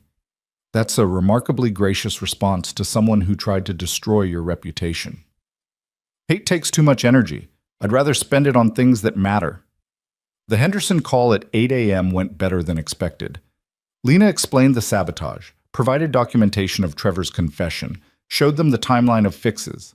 Karen Henderson listened carefully, asked pointed questions, and finally leaned back in her chair, visible on the video call, with something that might have been a smile. So let me make sure I understand, Karen said. You discovered sabotage in your system, identified and removed it within hours, proactively disclosed it to us before we discovered it ourselves, and provided a full confession from the perpetrator. That's correct, Lena confirmed. And the saboteur was caught because your team was thorough enough to notice code anomalies during routine testing. Yes. Karen looked at someone off screen, then back at the camera. Ms. Whitmore, in my 20 years of working with technology vendors, I have never, and I mean never, encountered a company that handles problems with this level of transparency and speed. Most would have hidden the sabotage, blamed it on us, or tried to paper over it somehow. She paused. Our board was already impressed that we stayed with you after the metric disclosure. This seals it. We're not just continuing the contract, we're expanding it. We want Riverton handling our entire data infrastructure upgrade. Lena's composure cracked slightly. Expanding? Our CTO will send over the proposal details, but we're looking at approximately $18 million over 4 years. Assuming you're interested. We're interested. Good. I'll expect your team's proposal within 2 weeks. Karen's expression softened slightly. And Ms. Whitmore, tell that junior analyst who keeps finding all your problems that he's doing excellent work. Companies need more people willing to tell inconvenient truths. After the call ended, Lena sat very still for a moment. Then she looked at Ethan, who'd been present for the technical details, and started laughing. It was the first time he'd seen her lose her professional composure completely. We just turned corporate sabotage into an $18 million contract expansion, she said. I don't even know how that happened. Honesty happened, Patricia said, smiling. Turns out some clients actually value it. Who knew? Lena composed herself, straightening her jacket. Mr. Cole, thank you for meeting with Trevor this morning. That took courage, and the confession will be crucial for legal proceedings. He was just tired of living with his own guilt, Ethan said. I didn't really do anything. You gave him the space to confess. That's not nothing. Lena stood. Take the rest of the day off. Spend it with your daughter. You've earned it. Ethan didn't argue. He left the office at 9 a.m., picked up Lucy early from school claiming a family emergency, which wasn't entirely untrue, and took her to the zoo. They spent the day looking at elephants and tigers and red pandas, eating overpriced ice cream, and talking about everything except work. Daddy, you're smiling, Lucy observed as they watched penguins waddle around their habitat. I am. Is that weird? You haven't smiled this much in forever. Did something good happen at work? Something very good. The problems got solved. All of them? Most of them. Some are still there, but they're manageable. Lucy took his hand. I'm proud of you. For fixing things and telling the truth even when it was scary. Where do you get this wisdom? You're 7. Mrs. Rodriguez says wisdom doesn't have an age limit. It just takes paying attention. Lucy swung their joined hands. Can we see the meerkats next? We can see whatever you want. They stayed until the zoo closed, then went for pizza. The good place again, because Ethan's next paycheck would include the salary increase, and he could afford small celebrations. Lucy beat him at skee-ball 3 times in a row and declared herself the champion of the world. Driving home in the evening light, Lucy asleep in the back seat clutching a stuffed penguin they'd bought at the gift shop, Ethan felt something he hadn't felt in months. Peace. Not the absence of problems, but the presence of resolution. The certainty that he'd done his best, and it had been enough. His phone buzzed at a red light. A text from Jake. Heard through the grapevine that Henderson expanded their contract. Brother, you're killing it. So proud of you. Another from Jennifer. Trevor's confession is all over the company intranet. You're officially vindicated. Also, drinks to celebrate whenever you're free. You've earned them. And one from Dr. Reeves. Mr. Cole, the System Audit Task Force is being made permanent, reporting directly to Lena. She wants you to lead it. Details Monday. Well done. Ethan pulled into his apartment complex parking lot and sat for a moment reading those messages, letting them sink in. 6 weeks ago, he'd been a single father in a borrowed blazer, getting rejected at a job interview. Now he was a senior analyst leading a company-wide quality initiative with a salary that would let him and Lucy live comfortably, with the respect of colleagues and the trust of executive leadership. But more importantly, more than any of that, he could look at himself in the mirror and feel proud of the path he'd taken. The honest path, the difficult path, the right path. He carried Lucy upstairs, tucked her into bed, and stood in her doorway watching her sleep. Tomorrow he'd deal with whatever new challenges came. Tomorrow he'd lead meetings and review systems and navigate the ongoing complexity of corporate life. But tonight, he was just a father grateful for his daughter, for a job that paid fairly, for the chance to prove that integrity mattered. The weekend passed in comfortable domesticity. Ethan and Lucy cleaned the apartment, did laundry, baked cookies that came out slightly burned but tasted fine anyway. Jake and Sarah came over for dinner Saturday night, and they celebrated with cheap wine and cheaper beer, laughing about Ethan's meteoric rise from rejected applicant to department head in 6 weeks. You're like the corporate version of an action hero, Sarah said, slightly tipsy.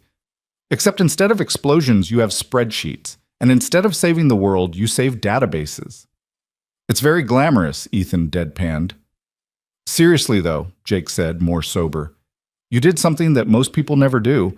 You stood by your principles even when it cost you, even when it would have been easier to look the other way. That matters. A lot of people paid a price for my principles. 28 people lost their jobs. 28 people lost their jobs because the company needed to cut costs after losing revenue from contracts based on false metrics, Jake corrected. That's not on you. You didn't create the problem. You exposed it. Big difference. Intellectually, Ethan knew that was true.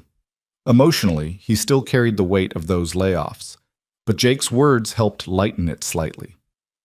Monday morning brought another surprise. Ethan arrived at work to find his cubicle empty, not abandoned, but literally empty. A note on his desk read, "Report to Office 23C, your new workspace."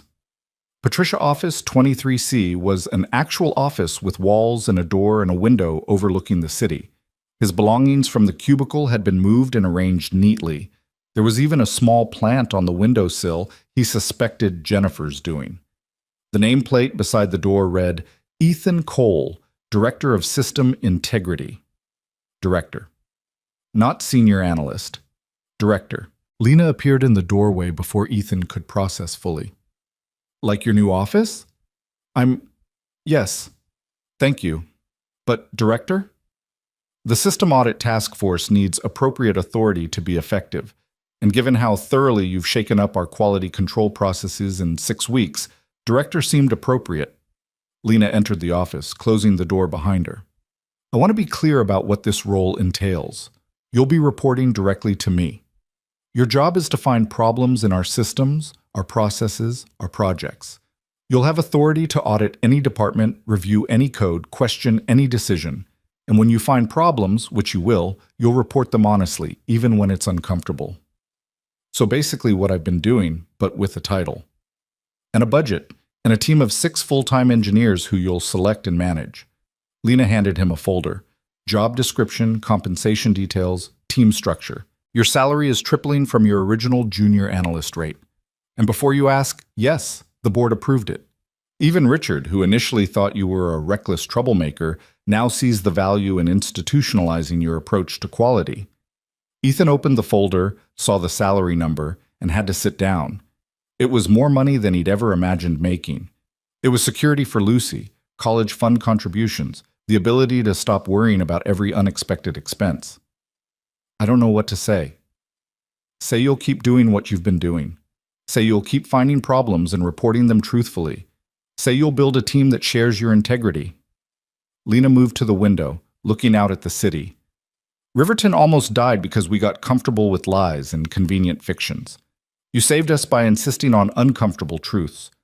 That needs to be embedded in our culture permanently, not dependent on one person's moral compass. But what about the people who resent the scrutiny, the ones who think I'm disruptive? They'll learn to adapt or they'll leave. We're building a different kind of company now, one that prioritizes genuine quality over comfortable mediocrity. She turned back to him. It won't be easy. You'll still find problems that make people angry. You'll still face resistance from departments that don't want oversight, but you'll have my full support and the authority to push back. And if I find problems in your decisions? Lena smiled. Then I expect you to tell me. Directly, honestly, with supporting evidence. I'm not exempt from scrutiny. Nobody is. That's the whole point. After Lena left, Ethan sat in his new office, in his new chair, behind his new desk, and tried to absorb the magnitude of the change.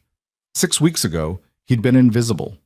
Now he had an office with his name on the door and authority to question anyone in the company. Jennifer appeared in the doorway, grinning. Director Cole has a nice ring to it. This is insane. This is deserved. You fundamentally changed how this company thinks about quality and transparency.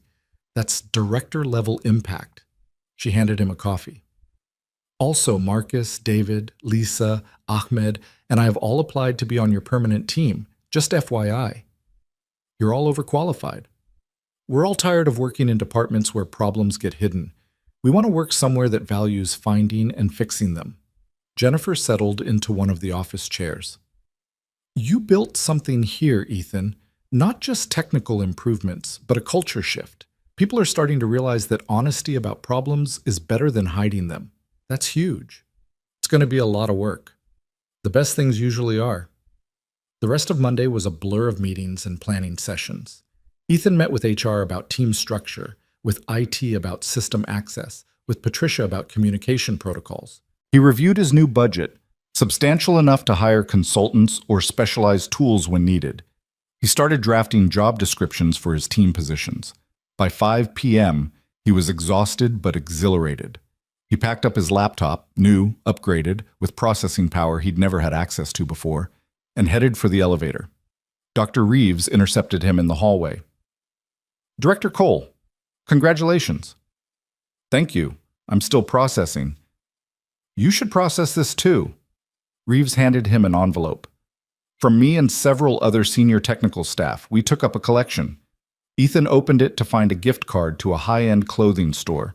The attached note read, "For professional attire that doesn't smell like thrift stores. You've earned it. The technical leadership team."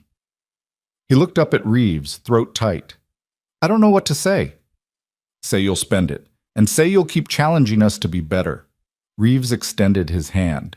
You've taught this old architect some important lessons about humility and integrity. Thank you for that. They shook hands, and Ethan saw genuine respect in the older man's eyes. It felt like closure to the tension that had existed between them since that first chaotic Friday. Ethan picked up Lucy from after-school care. He'd enrolled her now that he could afford it, giving Mrs. Rodriguez a break from daily pickups. Lucy bounded to the car with her usual energy, chattering about her day. Daddy, guess what? I got an A on my solar system project. Mrs. Patterson said my Saturn was the most accurate in the class. That's amazing, sweetheart. And Emma invited me to her birthday party next weekend. Can I go, please? Of course you can go. And can we get her a present, a nice one, not just a coloring book? We can get her a very nice present, whatever you think she'd like. Lucy studied him suspiciously. Why are you being so nice? Did something good happen? Something very good. I got promoted again. Again, Daddy, you're going to run out of promotions soon. Ethan laughed, the sound genuine and free. Maybe, but I'm going to enjoy them while they last. They went to the grocery store, the nice one, not the discount place, and Ethan let Lucy pick out ingredients for a special dinner without checking prices first. It was a small thing, but it felt monumental. The absence of constant financial anxiety was a freedom he'd almost forgotten existed. At home, they cooked together, chicken parmesan that actually turned out well, salad with real vegetables, and garlic bread from scratch. Lucy set the table with exaggerated care, arranging napkins and placing the salt and pepper shakers precisely in the center. This is fancy, she declared, like we're celebrating. We are celebrating. You got an A, I got promoted, and we're together. That's worth celebrating. Over dinner, Lucy told him about Emma's upcoming party, about her friend Maya who was learning to play piano, about her teacher's new glasses that made her look like a superhero. Normal 7-year-old conversation that felt precious specifically because it was normal. After dinner, while Lucy did homework at the kitchen table, Ethan's phone rang. Karen Henderson. Ms. Henderson, he answered, surprised. Good evening. Mr. Cole, I hope I'm not calling too late.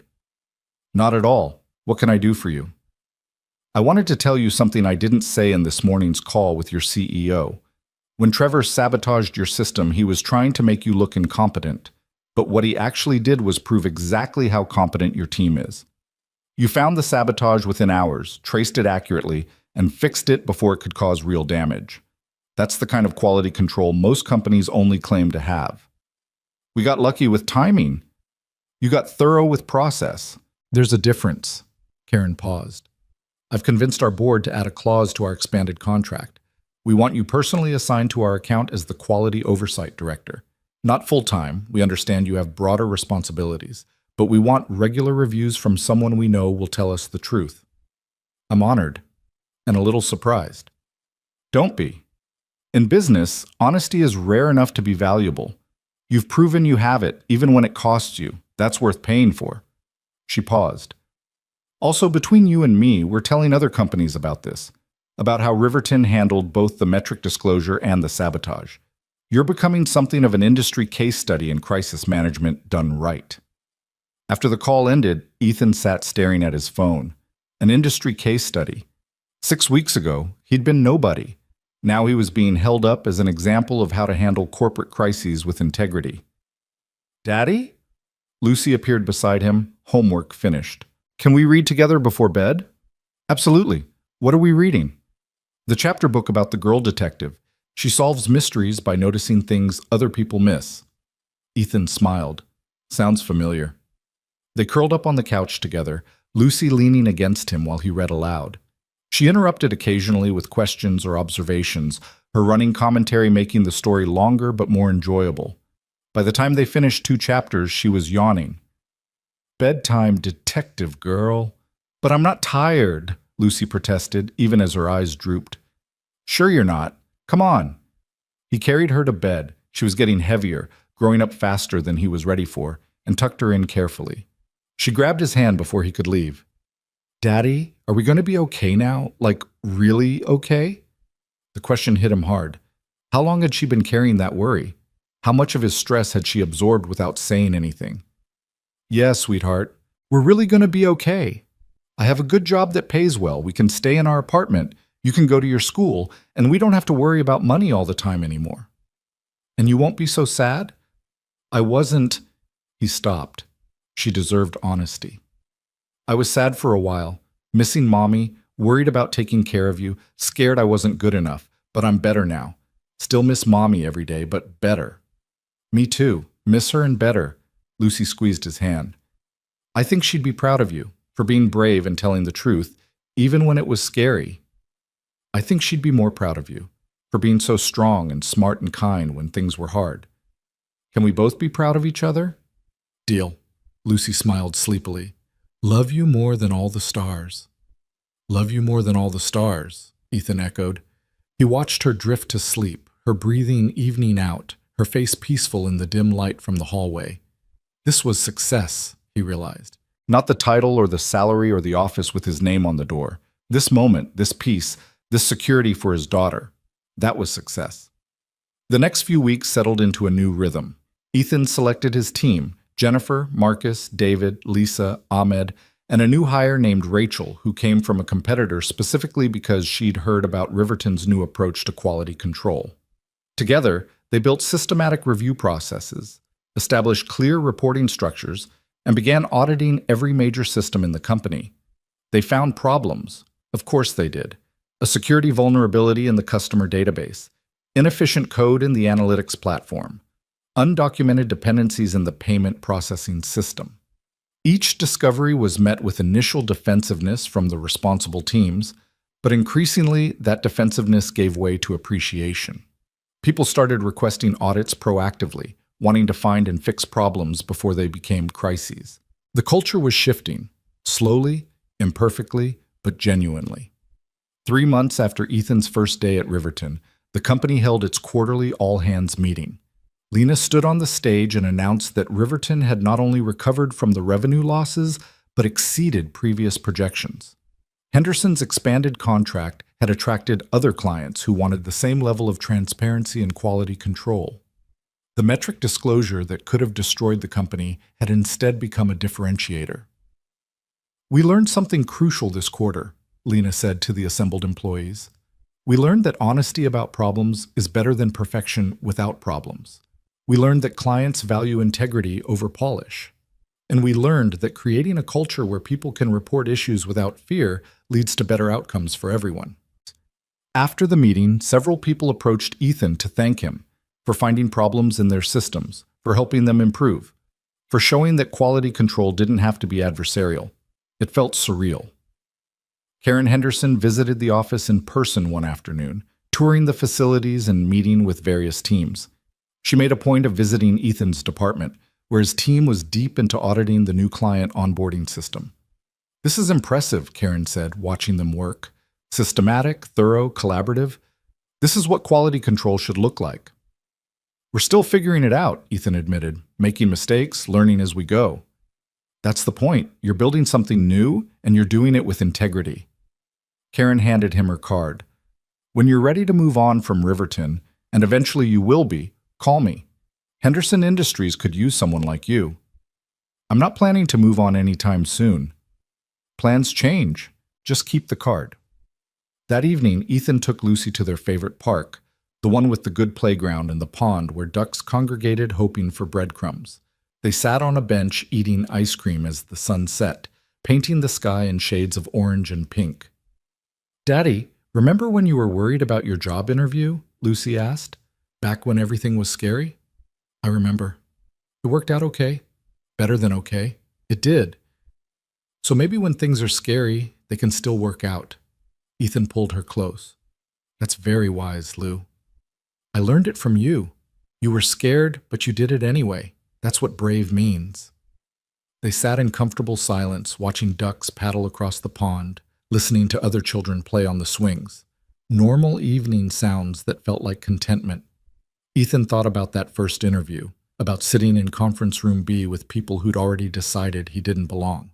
He thought about the panic when the system crashed, the terror of the Henderson disclosure, the exhaustion of the audit work, the pain of watching Trevor self-destruct. He thought about all the moments when staying quiet would have been easier, when bending the truth would have been more comfortable, when looking the other way would have been simpler. And he thought about where those choices had led. To this moment, this bench, this daughter beside him, this life that felt stable and secure and honest. "Daddy?" Lucy interrupted his thoughts. "What are you thinking about?" "Just that I'm glad I told the truth, even when it was hard." "See? Truth is like vegetables. Good for you." She grinned, ice cream on her chin. "Can we come back here on Saturday?" "We can come back here whenever you want." "Every Saturday forever?" "Every Saturday forever," Ethan agreed. They stayed until the park lights came on and a gentle voice over the loudspeaker announced closing time. Walking to the car, Lucy's hand in his, Ethan felt something settle in his chest. Not just peace, but pride. Pride in the work he'd done, the integrity he'd maintained, the example he'd set for his daughter. The glass tower of Riverton Dynamics rose against the darkening sky, visible from the parking lot. For 6 weeks, it had seemed impossibly intimidating. Now it was just his workplace, challenging, demanding, but no longer foreign. He'd walked into that building as an outsider, rejected and invisible. He'd leave it tonight as a director, respected and valued. The journey between those 2 points had been painful and difficult, and absolutely worth it. Because at the end of the day, Ethan could look at himself in the mirror and feel proud. He could look at Lucy and know he'd shown her that integrity mattered more than comfort. He could look at his work and know he'd made things better, even when making things better had been hard. And that, all of that, was enough. More than enough. It was everything.